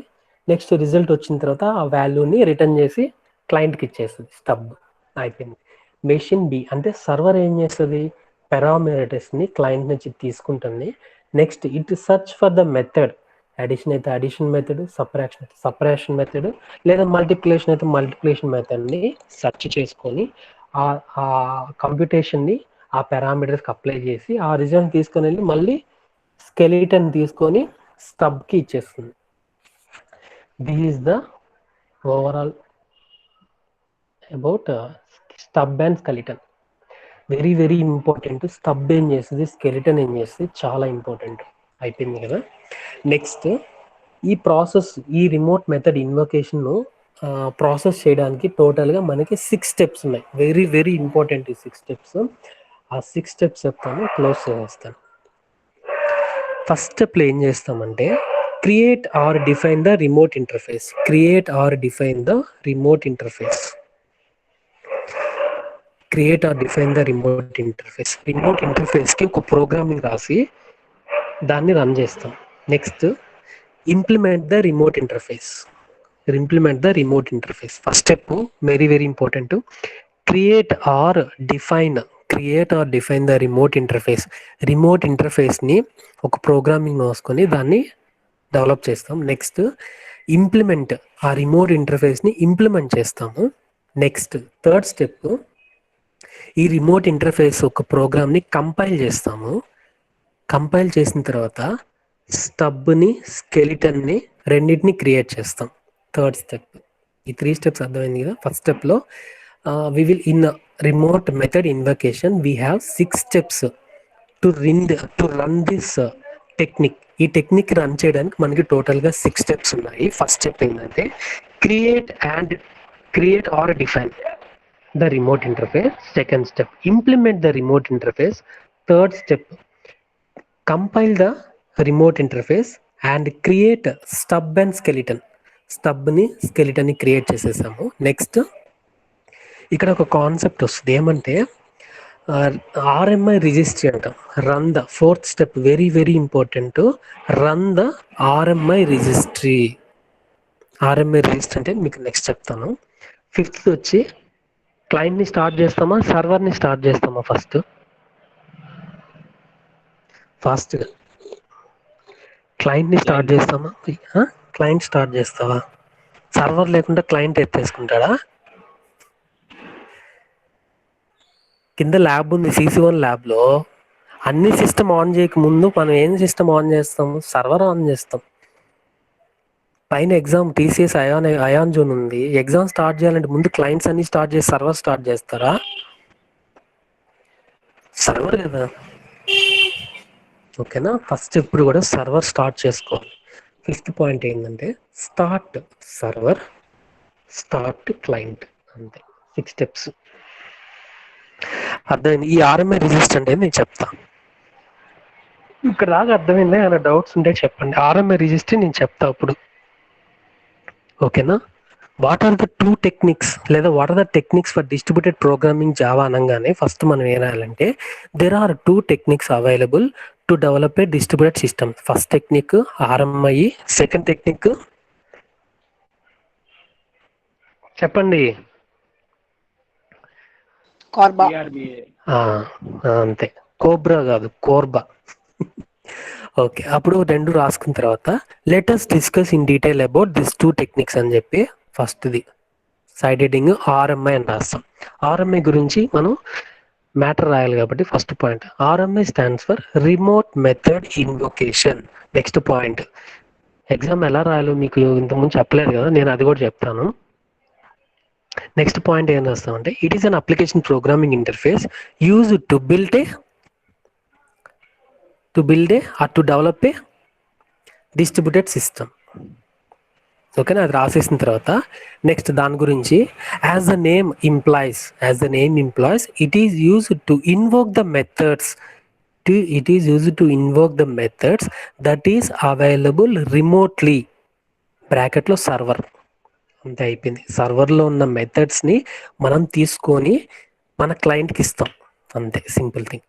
నెక్స్ట్ దాని ఫిగర్ డ్రా చేస్తాం. Machine A client, machine B server, client సైడ్లో స్టబ్ ఫిగర్, స్కెలిటన్ అనేది server side skeleton.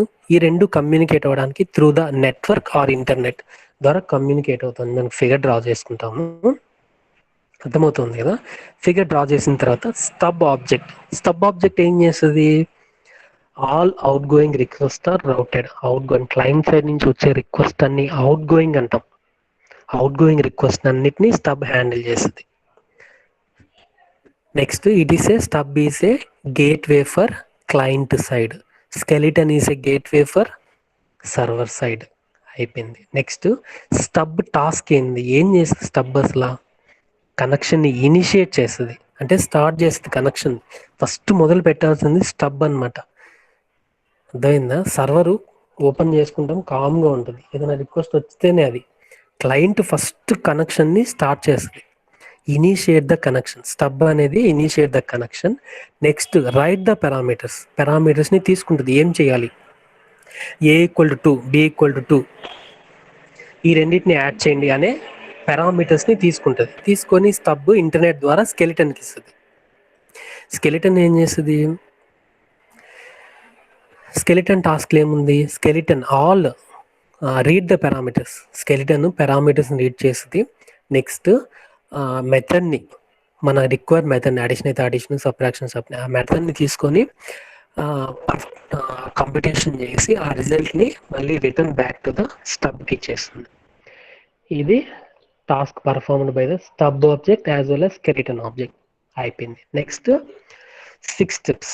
There are 6 steps to develop the RMI process.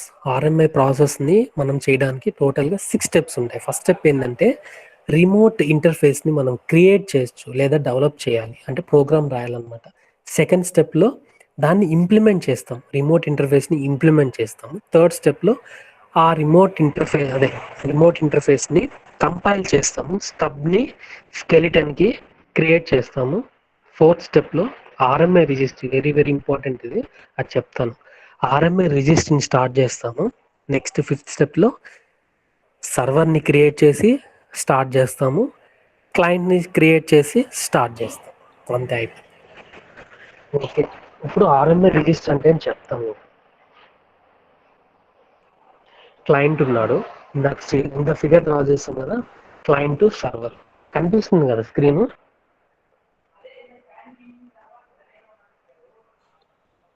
అయిపోయింది ఫాస్ట్. ఓకే, ఒక 2 minutes sir, ఒక 20 minutesలో complete చేసేస్తాం. క్లయింట్ సర్వర్ బాగానే ఉంది సార్, మీరు కరెక్ట్గానే చెప్పారు. క్లయింట్ నుంచి మనం పారామీటర్స్ తీసుకొని సర్వర్కి ఇచ్చి సర్వర్లో మెథడ్ ద్వారా మనకి ఇచ్చేసి రిజల్ట్ ఇచ్చేస్తుంది, బాగానే ఉంది. ఆర్ఎంఏ రిజిస్టర్ ఏంటి మధ్యలో? ఆర్ఎంఏ రిజిస్టర్ ఇన్బిల్ట్గా జావా టెక్నాలజీలో మనకి ఆర్ఎంఏ రిజిస్టర్ అని ఒకటి ఉంటుంది. This is call RMI registry. Full form మీకు లెక్చరర్ నోట్స్లో చూపిస్తుంది. This is call RMI registry. RMI registry ఏం చేస్తుందంటే, క్లయింట్ అనేవాడు సర్వర్కి వెళ్ళడు. ఫస్ట్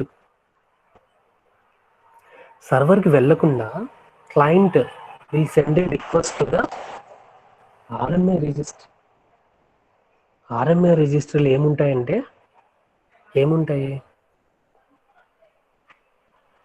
సర్వర్లు ఏముంటాయి, దేనికోసం ఇప్పుడంతా కాన్సెప్ట్ ఏం తీసుకోరాలి, ఏం ఇన్వోక్ చేయాలి మనం? మెథడ్స్. సర్వర్లో కూడా మెథడ్స్ ఉంటాయి, ఆర్ఎంఐ రిజిస్ట్రీలో కూడా మెథడ్స్ ఉంటాయి. క్లయింట్ సర్వర్ని రీచ్ అయ్యే ముందు ఆర్ఎంఐ రిజిస్ట్రీని రీచ్ అవుతాడు బై యూజింగ్ లుక్అప్ అనే మెథడ్ యూజ్ చేసి వీడు ఆర్ఎంఐ రిజిస్ట్రీని టచ్ చేసి వాడికి కావాల్సిన మెథడ్ ఉందా లేదా అని ఫెచ్ చేస్తాడు. ఓకేనా? ఫెచ్ చేసి దీంట్లో ఉందంటే ఓకే, డన్, హ్యాపీ. ఓకేనా?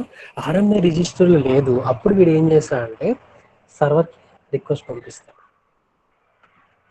సర్వర్ మళ్ళీ ఏం చేస్తుంది, సర్వర్ సైడ్ కూడా ఆర్ఎంఐ రిజిస్టర్ ఉంటుంది. సర్వర్ కూడా ఏం చేస్తుంది, ఆర్ఎంఐ రిజిస్టర్లో సెర్చ్ చేసుకొని ఆర్ఎంఐ రిజిస్టర్ నుంచి తీసుకొని వచ్చి క్లయింట్కి ఇచ్చేస్తుంది.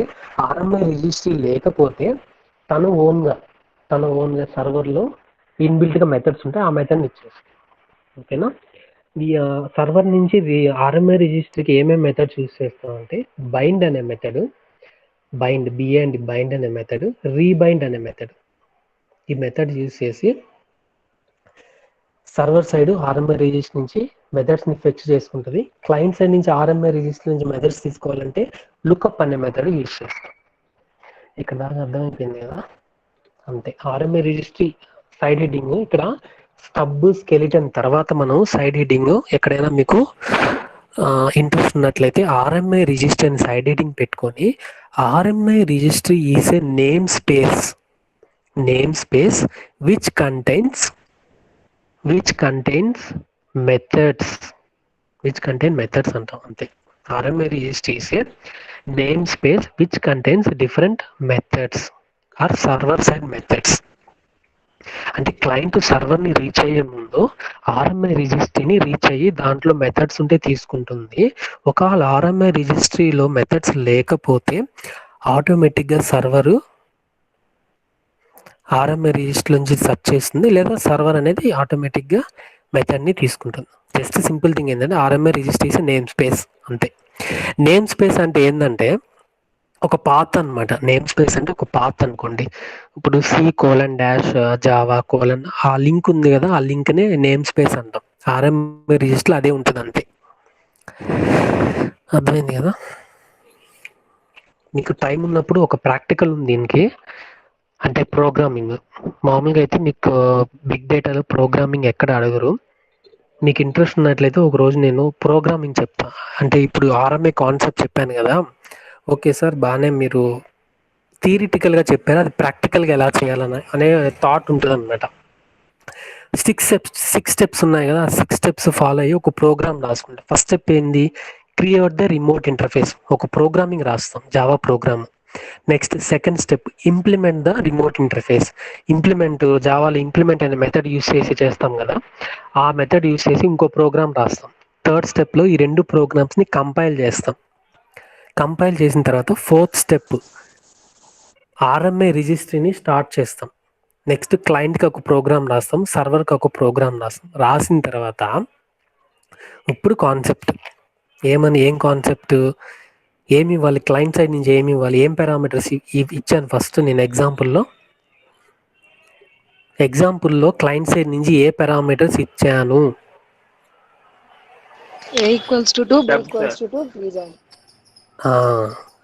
ఆ రిక్వెస్ట్ అనేది మనం క్లయింట్ సైడ్ ఒక విండో, చిన్న విండో ఓపెన్ చేసి A = 2 B = 2 కైండ్లీ యాడ్ అని చెప్పి ఒక టైప్ చేసి ఎంటర్ నొక్కుతాను. వెంటనే సర్వర్ దగ్గర నుంచి ఒక రిప్లై వచ్చేస్తుంది, యువర్ రిజల్ట్ ఈస్ 54 అని వచ్చేస్తుంది అనమాట.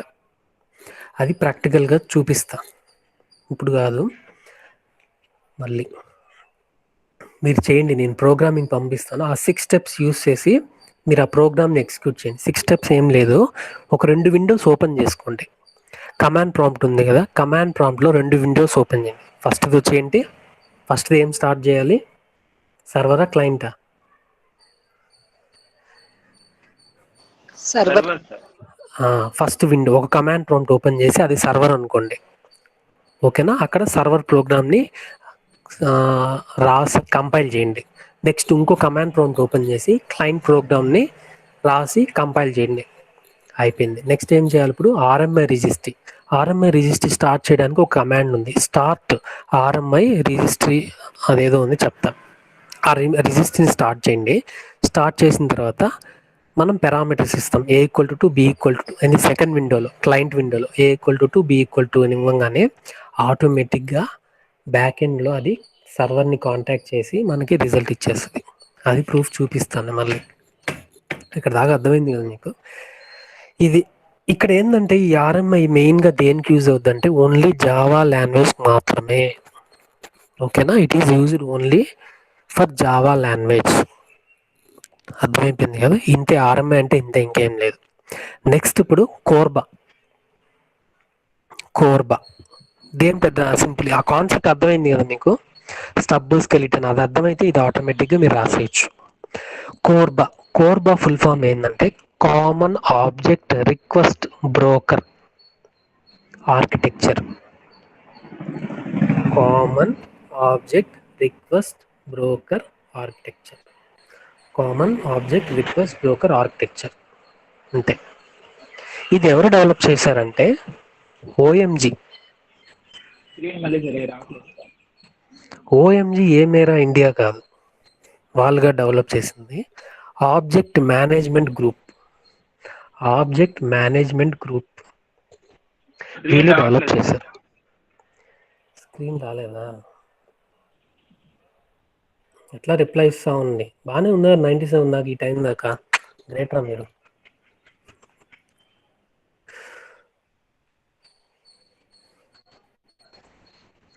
కనిపించిందా?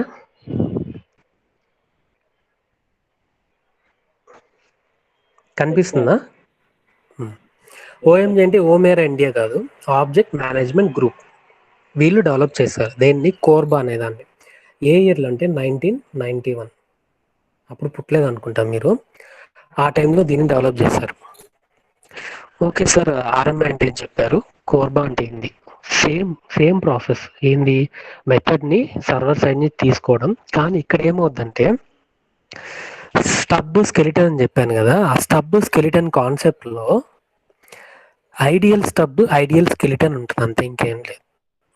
క్లయింట్ సర్వరు, ఇక్కడ ఏముండాలి, స్టబ్ ఉంటుంది, ఇక్కడ స్కెలిటన్ ఉంటుంది, త్రూ ద నెట్వర్క్ అంటాం కదా, అంతే. ఇక్కడ ఈ స్టబ్ని ఏమంటామంటే ఐడియల్ స్టబ్. ఐడియల్ అంటే ఏంటంటే ఇంటర్ఫేస్ డెఫినిషన్ లాంగ్వేజ్. ఇక్కడ ఐడియల్ స్కెలిటన్ అని రాస్తాం, అంతే. Interface definition language skeleton, interface definition language stub, interface definition language stub. Okay, బాగానే ఉంది సార్. RMI అనేది జావాకి యూజ్ చేస్తామన్నారు. జావా కాకుండా డిఫరెంట్ లాంగ్వేజెస్ ఉంటాయి. C ఉంది, C++ ఉంది, పైథాన్ ఉంది, ఇంకో లాంగ్వేజ్ ఉంది. ఈ కోర్బా ఏం చేస్తుందంటే it will converts any language to Java language. So it is called ideal definition language. Ideal definition language అంటే ఏంటంటే, ఐడియల్ డెఫినిషన్ కాదు, interface definition language. Interface definition language means it converts any language to Java language. ఏ language అంటే Java language convert చేసి మిగతా అంతా చెప్పిందంతా same process. Korba అంటే ఏం లేదు, just it converts the any language to Java language, మిగతా సేమ్ ప్రాసెస్. ఐడియల్ స్టబ్ అంటే ఏం చేస్తుంది చెప్పండి? Ideal stub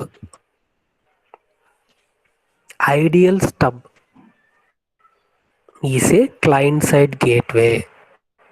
Ideal stub is used to convert any language to Java language.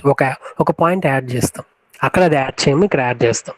Next ఇంకో పాయింట్ అక్కడేం రాసాము, all outgoing messages of client will be done by ideal stub. 3 points add అవుతాయి ఇక్కడ, అక్కడ 2 పాయింట్స్. ఇక్కడ ఐడియల్ స్కెలిటన్కి వచ్చేసరికి it converts any language to Java language. Ideal skeleton will use to handle all outgoing incoming messages. Server ఏం చేస్తుంది, incoming మెసేజెస్ని handle చేస్తాము. Ideal skeleton will act as a gateway for server side. అయిపోయింది. Next same task, అక్కడ ఏం task ఉన్నాయి, first పాయింట్లో initiate the connection, second point read the parameters. ఇక్కడ అడిషనల్గా ఏం చేస్తాము, it converts any language to Java language. Automatically, అది కూడా ఆటోమేటిక్గా కన్వర్ట్ చేస్తున్నాం. దీనికి సపరేట్గా ఒక ప్రోగ్రామింగ్ రాసి అలా ఏముండదు, automatic, it will convert automatically. అయిపోయింది. స్టబ్ రాసేసాము, స్టబ్ టాస్క్ రాసాము, స్కెలిటన్ అయిపోయింది, స్కెలిటన్ టాస్క్ రాసాము. సేమ్ ఇక్కడ కూడా అడిషనల్గా 6 స్టెప్స్ ఉంటాయి. In order to right this Korba technique we need to develop 6 steps. First step ఏం చెప్పాను అక్కడ, క్రియేట్ ఆర్ డిఫైన్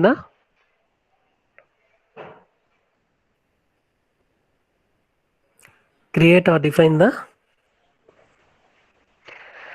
మర్చిపోయారా, application interface, remote interface. Create or define the remote interface. Second step ఇక్కడ ఏం యాడ్ అవుతుందంటే, ideal interface will converts into Java language. ఏ language నుంచి అయినా మనకి జావా లాంగ్వేజ్కి కన్వర్ట్ చేస్తాం. సెకండ్ స్టెప్లో అడిషనల్గా యాడ్ అవుతుంది. It will be done automatic. Third step implement the remote interface. Fourth step ఇక్కడ ఆర్ఎంఐ రిజిస్ట్రీ ఉండదు. మెయిన్ పాయింట్ ఆర్ఎంఐ రిజిస్ట్రీ అక్కడ స్టార్ట్ చేస్తాం, ఇక్కడ అవసరం లేదు. నెక్స్ట్ స్టెప్ ఏమవుద్ది, create and develop the server, create and develop the client. అయిపోయింది. అర్థమైందా? Very very important 10 marks question.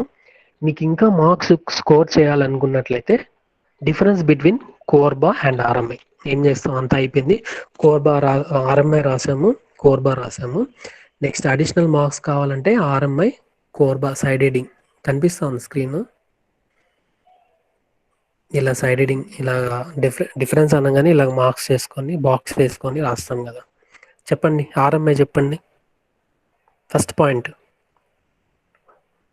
కనిపిస్తుంది స్క్రీన్. అయిపోయింది, ఇంతే, ఇంకేం లేదు నోట్స్. ఈరోజు క్లాస్ అయిపోయింది. ఆర్ఎంఐ చెప్పండి fast. RMI stands for remote method innovation. ఇక్కడ పాయింట్ వచ్చేసరికి CORBA stands for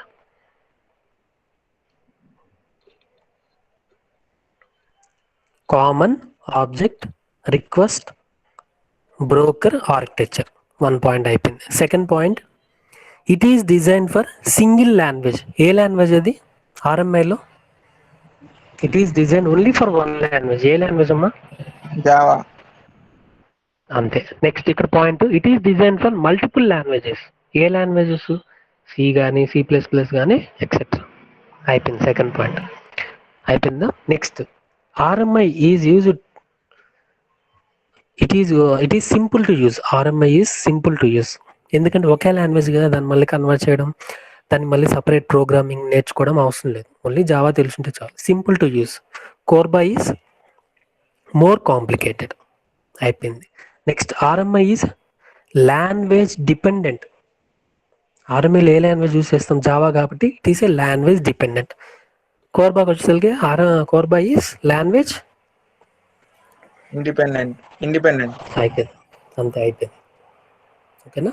last point ఇక్కడ ఏమొస్తుందంటే, objects are garbage collected automatically in RMI. ఆర్ఎంఐలో గార్బేజ్ కలెక్షన్ అనేది ఆటోమేటిక్గా జరుగుతుంది. వెరాస్ కోర్బాలో గార్బేజ్ కలెక్షన్ అనేది ఆటోమేటిక్గా జరగదు. అసలు గార్బేజ్ కలెక్షన్ అంటే ఏంటి చెప్పండి. జావాలో చెప్పలేదా garbage collection? Fast garbage collection. What is mean by garbage collection? అసలు గార్బేజ్ అంటే ఏంటో, ఇంట్లో గార్బేజ్ అంటే ఏంది? చెత్త. ఏం చేస్తాము? చెత్త బుట్టలోకి చెత్త ఎప్పుడు వెళ్తుంది? దాన్ని యూజ్ చేసిన తర్వాత అది అవసరం లేకపోతే పడేస్తాం. సిమిలర్గానే జావాలో సమ్ క్లాసెస్ ఉంటాయి, గార్బేజ్ లేదా ఒక ఆబ్జెక్ట్స్ ఉంటాయి, ఆబ్జెక్ట్స్ కానీ క్లాసెస్ కానీ ఉంటాయి. ఒక ప్రోగ్రామింగ్ రాసాము, వర్క్ ఎగ్జిక్యూట్ చేసాము, కంపైల్ చేసాము, అయిపోయింది.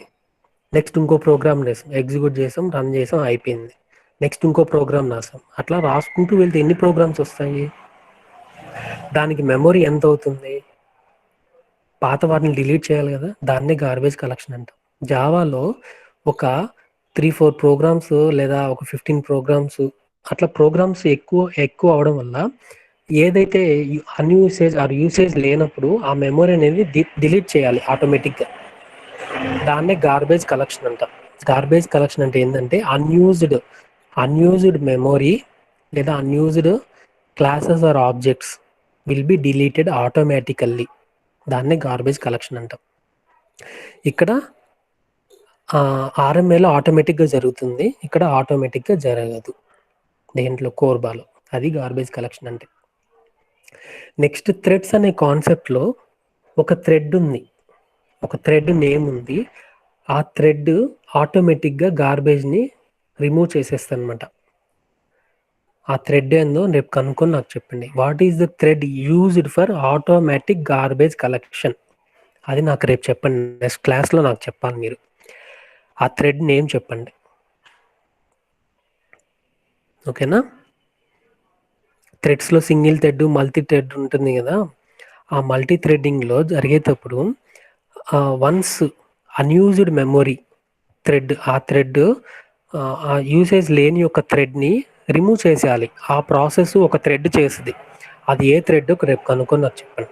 What is the thread used for garbage collection in Java? నాకు రేపు చెప్పండి. ఇక్కడ దాకా మీకు క్లాస్ అర్థమైంది అనుకుంటున్నాను. Very very important. ఇప్పుడు మీకు లెక్చరర్ నోట్స్ చూపిస్తాను, ఏమైనా డౌట్స్ ఉంటే అడగండి, ఓకేనా? గణేష్ చతుర్థి బాగా చేసుకున్నారా? క్లాసులు అర్థమవుతున్నాయా? బోర్ కొడతా ఉందా? మొన్న క్లాసు మీకు జరగలేదు కాబట్టి ఈరోజు ఇంత టైం తీసుకున్నాను. యాక్చువల్గా నేను ఇంత టైం తీసుకోను. ఏం తగ్గిపోయారు జనాలు, నేను అటెండెన్స్ తీసుకోవాలనుకుంటే. టూ స్మాల్ 10 మార్క్స్ క్వశ్చన్ అమ్మా, మీకు ఈజీగా ఇది ఒక్కటి నేర్చుకోండి, ఆటోమేటిక్గా మీకు ఫస్ట్ యూనిట్లో అయిపోయినట్టు. ఇంకా 10 మార్క్స్ మీ చేతిలో ఉన్నాయి. మిగతా కాన్సెప్ట్స్ అన్నీ అడగట్లేదు, ఎందుకంటే ఆ మిగతా కాన్సెప్ట్స్ ప్రోగ్రామింగ్ అనమాట. ఈ బిగ్ డేటా సబ్జెక్ట్లో ప్రోగ్రామింగ్ అడగరు. ప్రోగ్రామింగ్ ఉంటుంది కానీ క్వశ్చన్కి వచ్చేసరికి ప్రోగ్రామింగ్ అడగరు. నెక్స్ట్ కాన్సెప్ట్స్ అంతా ప్రోగ్రామింగ్ వస్తుంది కాబట్టి దాని మీద ఎక్కువ అడగరు. అందువల్ల ఈ క్వశ్చన్ మాత్రం 10 మార్క్స్ ఖచ్చితంగా నేర్చుకోండి. మిడ్లో కూడా ఇస్తాను మీకు. ఇప్పుడు లెక్చరర్ నోట్స్ అనేది ఇస్తాను. గార్బేజ్ కలెక్టర్ థ్రెడ్ సార్ కాదు, ఒక పేరు ఉంది దానికి. What is the thread used for garbage collection in Java? దాని పేరు ఉంది, ఆ పేరు కనుక్కోండి. ఎస్, 502 ఎవరు? 19 502 డైమండ్ థ్రెడ్ సార్. మీ సార్. ఎస్, డైమండ్ థ్రెడ్ అనేది ఏం చేస్తుందంటే ఆటోమేటిక్గా థ్రెడ్ అనే కాన్సెప్ట్లో గార్బేజ్ని కలెక్ట్ చేస్తుంది. అంటే అన్యూజ్డ్ థ్రెడ్స్ని రిమూవ్ చేస్తుంది. Garbage collect diamond thread. 2 మార్క్స్లో లాస్ట్ సెమ్ అడిగారు, అంతకుముందు సెమ్ అడిగారు, నేను డీల్ చేసిన ఆ టైంలో కూడా ఫైనల్ ఎగ్జామ్లో ఈ థ్రెడ్ గురించి అడిగారు. 2 marks. What is mean by diamond thread? 2 marks question నేర్చుకోండి. సింపుల్గా ఒక 2 లైన్స్ రాస్తే సరిపోతుంది. In threads concept diamond thread is used for garbage collection in Java అని ఒక 2 లైన్స్ రాస్తే సరిపోతుంది. మర్చిపోవద్దు, diamond thread very very important. Garbage కలెక్షన్లో థ్రెడ్స్ అనే కాన్సెప్ట్లో జావాలో ఇది చేస్తాం. అట్లా ఇంకో పాయింట్ కూడా రాయొచ్చు. In RMI distributed programming techniques diamond thread is used for automatically garbage collection అని చెప్పి రాసిన చాలు. మర్చిపోవద్దు. Diamond thread very very important. Next ఇప్పుడు లెక్చరర్ నోట్స్ చూపిస్తా చూడండి. స్క్రీన్ కనిపిస్తున్నాను.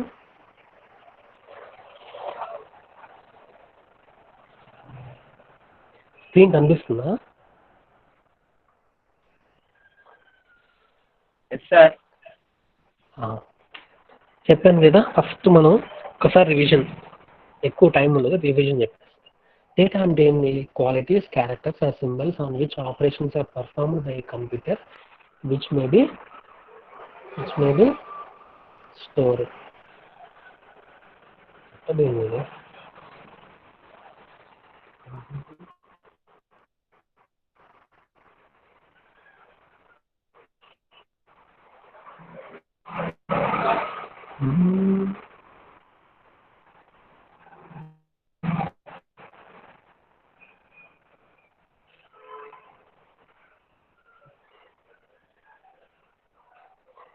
ఒక్క నిమిషం, 1 minute.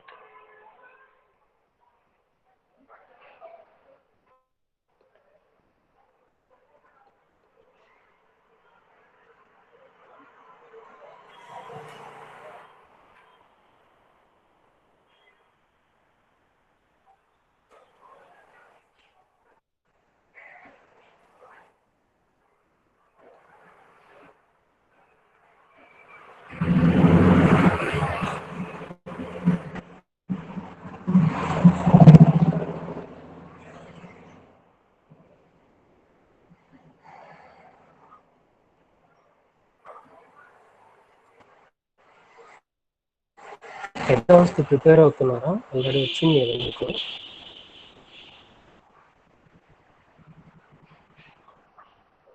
నోటిఫికేషన్ పెట్టున్నారు, ఎగ్జామ్స్ సెప్టెంబర్లో కండక్ట్ చేస్తున్నారు.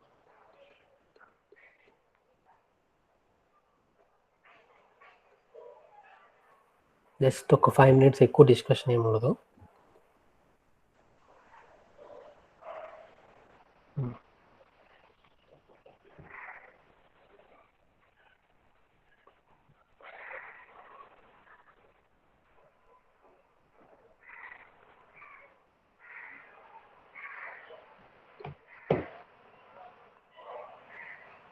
కనిపిస్తుందా screen?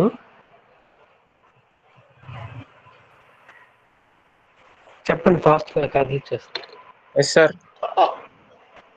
Data and the qualities, characters, or symbols on which operations are performed with computer, which may be stored and transferred in the form of electrical signals like optical. Recording మీడియాలో మనం characters, quality, సింబల్స్ని computer ద్వారా perform చేసిన డేటాని store చేస్తే దాన్ని data అన్న. Example CV, pen drive, hard disk ఇవన్నీ తీసుకున్నాం. What is mean by big data? Big data అనేది హ్యూజ్ అమౌంట్ ఆఫ్ డేటా. అది ఎక్స్పోనెన్షియల్ టైంని బేస్ చేసుకొని డే బై డే ఎవ్రీడే అనేది హ్యూజ్ అమౌంట్ ఆఫ్ డేటాని జనరేట్ చేస్తాం. దాన్ని బిగ్ డేటా అంటాం. దానికి ఎగ్జాంపుల్స్ ఆ బిగ్ డేటాని which cannot be handle by A traditional data management tools. Small data అయితే ట్రెడిషనల్ మేనేజ్మెంట్ టూల్స్ అంటే ఎస్క్యూఎల్, ఏదైనా చిన్న డేటాబేస్ అనేది హ్యాండిల్ చేస్తే అది స్మాల్ డేటా అంటాం. Which cannot able to handle by the traditional database management tools అంటే దాన్ని ఏమంటాం అంటే బిగ్ డేటా అంటాం. బెస్ట్ ఎగ్జాంపుల్స్ ఏం చెప్పాను? సోషల్ మీడియా, ఫేస్బుక్, ట్విట్టర్ అవన్నీ చూస్తాం. Next network stock, New York stock exchange per డేకి 1 TB ఆఫ్ డేటాని జనరేట్ చేస్తాం. ఈ డేటా అంతా big data. Google maps, medical industry, transportation ఇవి day by day huge amount of డేటాని జనరేట్ చేస్తాం. These are the examples of big data. Next types of big data, మొత్తం 3 types: structured, unstructured, semi structured. Structured data అంటే with a fixed format. ఒక fixed format తీసుకొని మనం develop చేసే డేటాని structured data అంటాం. దీన్ని బెస్ట్ ఎగ్జాంపుల్ ఎంప్లాయీ టేబుల్ తీసుకున్నారు. ఇక్కడ మనం టేబుల్ డ్రా చేయాలి, ఇంకా డ్రా చేయలేదు, మీరు డ్రా చేయండి. ఒక చిన్న టేబుల్ డ్రా చేసుకోండి. ఫస్ట్ అంటే employee ID, next name, next salary. ఇట్లా టేబుల్ డ్రా చేస్తే ఇది ఒక ఫార్మాట్ అని అర్థం, fixed format. Next unstructured data తీసేదానికి గూగుల్ సెర్చ్. మనం గూగుల్ ఏదైనా డేటాను సెర్చ్ చేయగానే వెంటనే మొత్తం ఓపెన్ అయిపోతుంది. ఏం ఓపెన్ అవుతుంది? మనకి వీడియోస్ చూపిస్తుంది, మ్యాప్స్ చూపిస్తుంది, మొత్తం అంతా క్లమ్జీగా అయిపోతుంది. That data is called unstructured data without any fixed format. అక్కడ విత్ ఫార్మాట్, ఇక్కడ without any fixed form. Next, semi-structured data. It is a combination of structured and unstructured. దీనికి best example XML. HTML tags చాలా మంది కొంచెం మంది నేర్చుకుంటారు. HTML tags, ఇది XML tags. XML tags ఇలా ఉంటాయి అన్నమాట. Is the semi structured data. Characteristics of big data మొత్తం మనకి 4 V's అని చెప్పాను. ఫస్ట్ ఏంది? Volume, velocity, variety, veracity. Veracity అని రాస్తుంది అమ్మాయి, వెరాసిటీ, VERA, వెరాసిటీ అంటాం లాస్ట్ది. Volume in the sense size of the data, velocity, speed of the data, variety, different types of data. Veracity means quality of the data. అది example అంటే daily every minute మన ఇంత data అనేది generate చేస్తామని చెప్పి, ఇది అవసరం లేదు, జస్ట్ సింపుల్ డెఫినేషన్ రాసే. నెక్స్ట్ డెసిగ్నేషన్స్కి వచ్చేసరికి అడ్వాంటేజెస్, డిసడ్వాంటేజెస్. కస్టమర్ సర్వీస్ అనేది ఇంప్రూవ్ అవుద్ది, డెసిషన్ మేకింగ్ ఈజీ తీసుకోవచ్చు. డిసడ్వాంటేజ్ ఏంటంటే క్వాలిటీ అనేది కొంచెం తగ్గుతుంది, అంటే ఎక్కువ డేటా కదా, క్వాలిటీ అనేది ఇంప్రూవ్ ఉండదు. డెసిగ్నేషన్స్ ఏమేమి ఉంటాయి? ఒకవేళ మీకు జాబ్ వస్తే బిగ్ డేటా మీద, బిగ్ డేటా డెవలపర్ అంటాము, హెడూప్ డెవలపర్ అంటాము, బిగ్ డేటా అనాలిసిస్ కాదు, అనలిస్ట్, ANALYST. ఓకే, అది బేసిక్ కాన్సెప్ట్స్. నెక్స్ట్ యూనిట్ 1 ఇక్కడ నుంచి స్టార్ట్ అవుతుంది. యూనిట్ 1లో డిస్ట్రిబ్యూటెడ్ సిస్టమ్ డెఫినేషన్ అంటే ఏంది? It is a model in which components located on networks communicator coordinate their action by passing మెసేజెస్ని మనం పాస్ చేసుకుంటాం. ఇది క్లయింట్ సర్వర్ మోడల్, ఇది డిస్ట్రిబ్యూటెడ్ సిస్టమ్. డిస్ట్రిబ్యూటెడ్ సిస్టమ్స్కి ఇది రాసేసుకోండి. నేను ఇందాక డ్రా చేశాను కదా, ఇది ఒక సిస్టమ్, ఇది మెషిన్ ఏ. ఈ మెషిన్ ఏలో ప్రాసెసర్, మెమరీ ఉంది. నెక్స్ట్ మెషిన్ బి, దీంట్లో ప్రాసెసర్, మెమరీ ఉంది. మెషిన్ సి, మెషిన్ డి, ఈ 3 సిస్టమ్స్ కమ్యూనికేట్ అయ్యే దాన్ని మనం డిస్ట్రిబ్యూటెడ్ సిస్టమ్స్ అంటాం. ఈ ఫిగర్ ఒకటి ఏం చాలు, క్లయింట్ సర్వర్ మోడ్ అవసరం లేదు, just you have to right this figure for distributed system. This is machine ABCD. ఈ 3 సిస్టమ్స్ లేదా ఈ 4 సిస్టమ్స్ మీ ఇష్టం, ఎలాగైనా కమ్యూనికేట్ అవుతాయి. ఇది కమ్యూనికేట్ అవుతుంది, ఇది దీన్ని కమ్యూనికేట్ అవుతుంది. ఇలా కమ్యూనికేషన్ అనేది మెసేజ్ ద్వారా పాస్ చేసుకుని ఈ కాన్సెప్ట్ని మనం డిస్ట్రిబ్యూటెడ్ సిస్టమ్స్ అంటాం. Next, what is mean distributed program? A program that runs on distributed system. Distributed system లో ప్రోగ్రామ్ రన్ చేస్తే దాన్ని డిస్ట్రిబ్యూటెడ్ ప్రోగ్రామ్ అంటాం. ఆ ప్రోగ్రామ్ రాయడానికి యూజ్ చేసే ప్రాసెస్ని డిస్ట్రిబ్యూటెడ్ ప్రోగ్రామింగ్ అంటాం. నెక్స్ట్, డిస్ట్రిబ్యూటెడ్ కంప్యూటింగ్ అంటే it is field of science which studies distributed సిస్టమ్ని స్టడీ చేసేదాన్ని డిస్ట్రిబ్యూటెడ్ కంప్యూటింగ్ అంటాం. అయిపోయింది. నెక్స్ట్, ఇక్కడ there are 2 concept used for distributed programming Java. First వచ్చి RMI, next CORBA. RMI definition రాస్తాము, standards for అని చెప్పేసి. నెక్స్ట్ RMI ఏం చేస్తా, కాన్సెప్ట్ రాస్తాము. నెక్స్ట్ దానికి ఆర్కిటెక్చర్ డ్రా చేసుకుంటాము. Is the architecture. మీరు ఇలా అయినా డ్రా చేయండి, లేదా క్లయింట్ ఇక్కడ డ్రా చేసేసి ఇక్కడ స్టబ్, నెక్స్ట్ సర్వర్ డ్రా చేసి స్కెలిటన్ ఇలా డ్రా చేసి వీటి మధ్య communication. This is called network.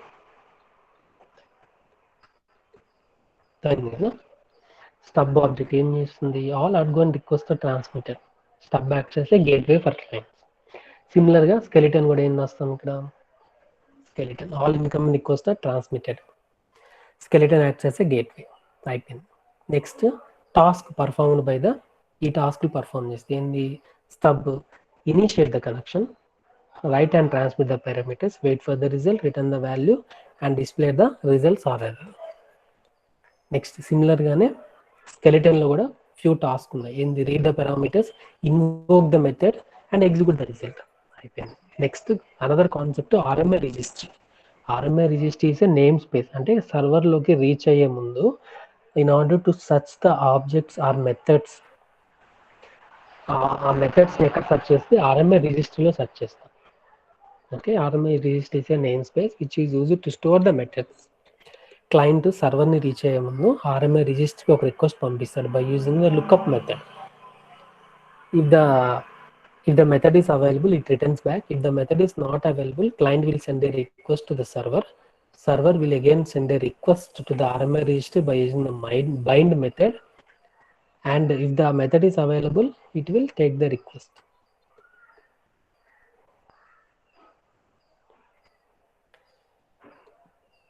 ఇక్కడ best example fund transfer.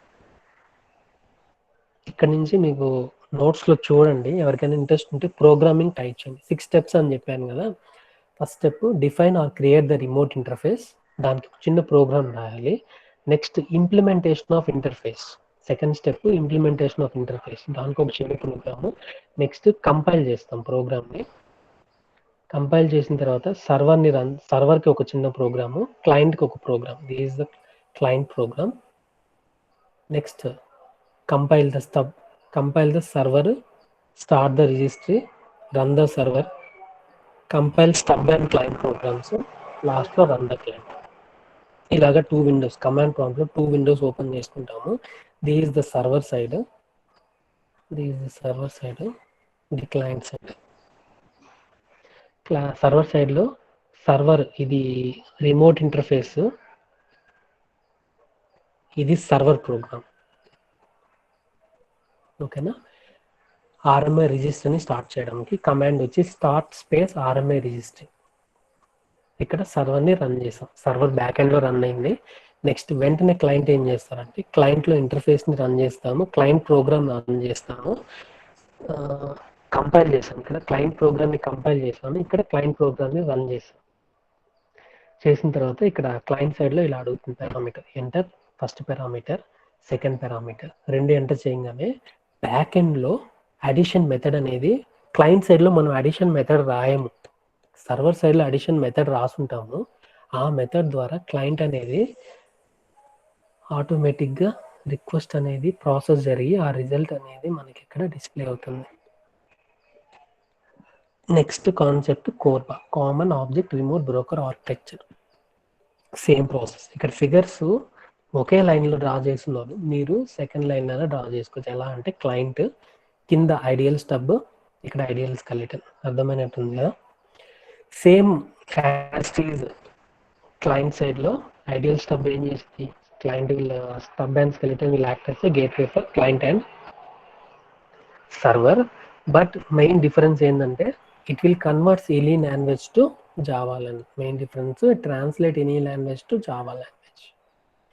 Similarly, we have also here 6 steps ఉంటాయి. డిఫైన్ రిమోట్ ఇంటర్ఫేస్, ఇక్కడ ఇంటర్ఫేస్ ని జావా లాంగ్వేజ్ కి కన్వర్ట్ చేయాలి. అడిషనల్గా ఈ పాయింట్ యాడ్ అవుతుంది. Implement the interface, develop the stub, develop the server, develop the client.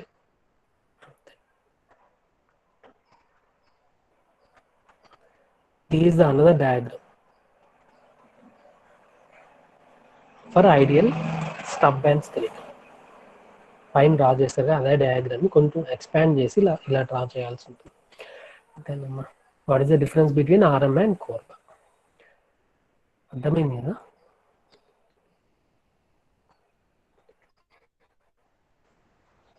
Next ఈ session complete అయిపోగానే మీకు గూగుల్ క్లాస్ రూమ్లో లెక్చర్ నోట్స్ అనేది షేర్ చేస్తాను. ఏమైనా డౌట్స్ ఉంటే గూగుల్ క్లాస్ రూమ్లోనే మెసేజ్ చేయండి. కింద మీకు చాట్ బాక్స్లో ఎనేబుల్ అవుతుంది కదా, దాంట్లోనే మెసేజ్ చేయండి. అప్పటికి రిప్లై ఇవ్వకపోతే వాట్సాప్లో మెసేజ్ చేయండి.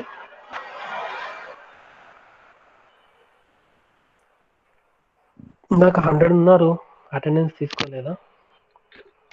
ఇంకెవరైనా జాయిన్ ఉంటే జాయిన్ అవ్వండి, అటెండెన్స్ క్యాప్చర్ చేస్తాను. Okay, is there any doubts? Please let me know. ఏమైనా డౌట్స్ ఉంటే అడగండి, లేదా we will close the session. Any doubts?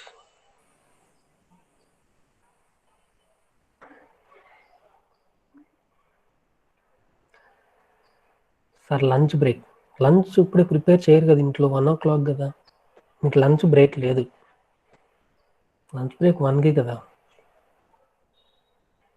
Feel అవ్వండి క్లాస్లో ఉన్నట్లుగానే. Next moment.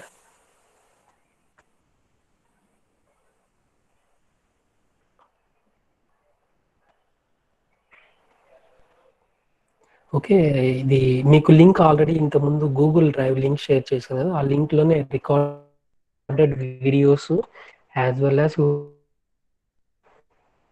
Everything will be stored in the drive.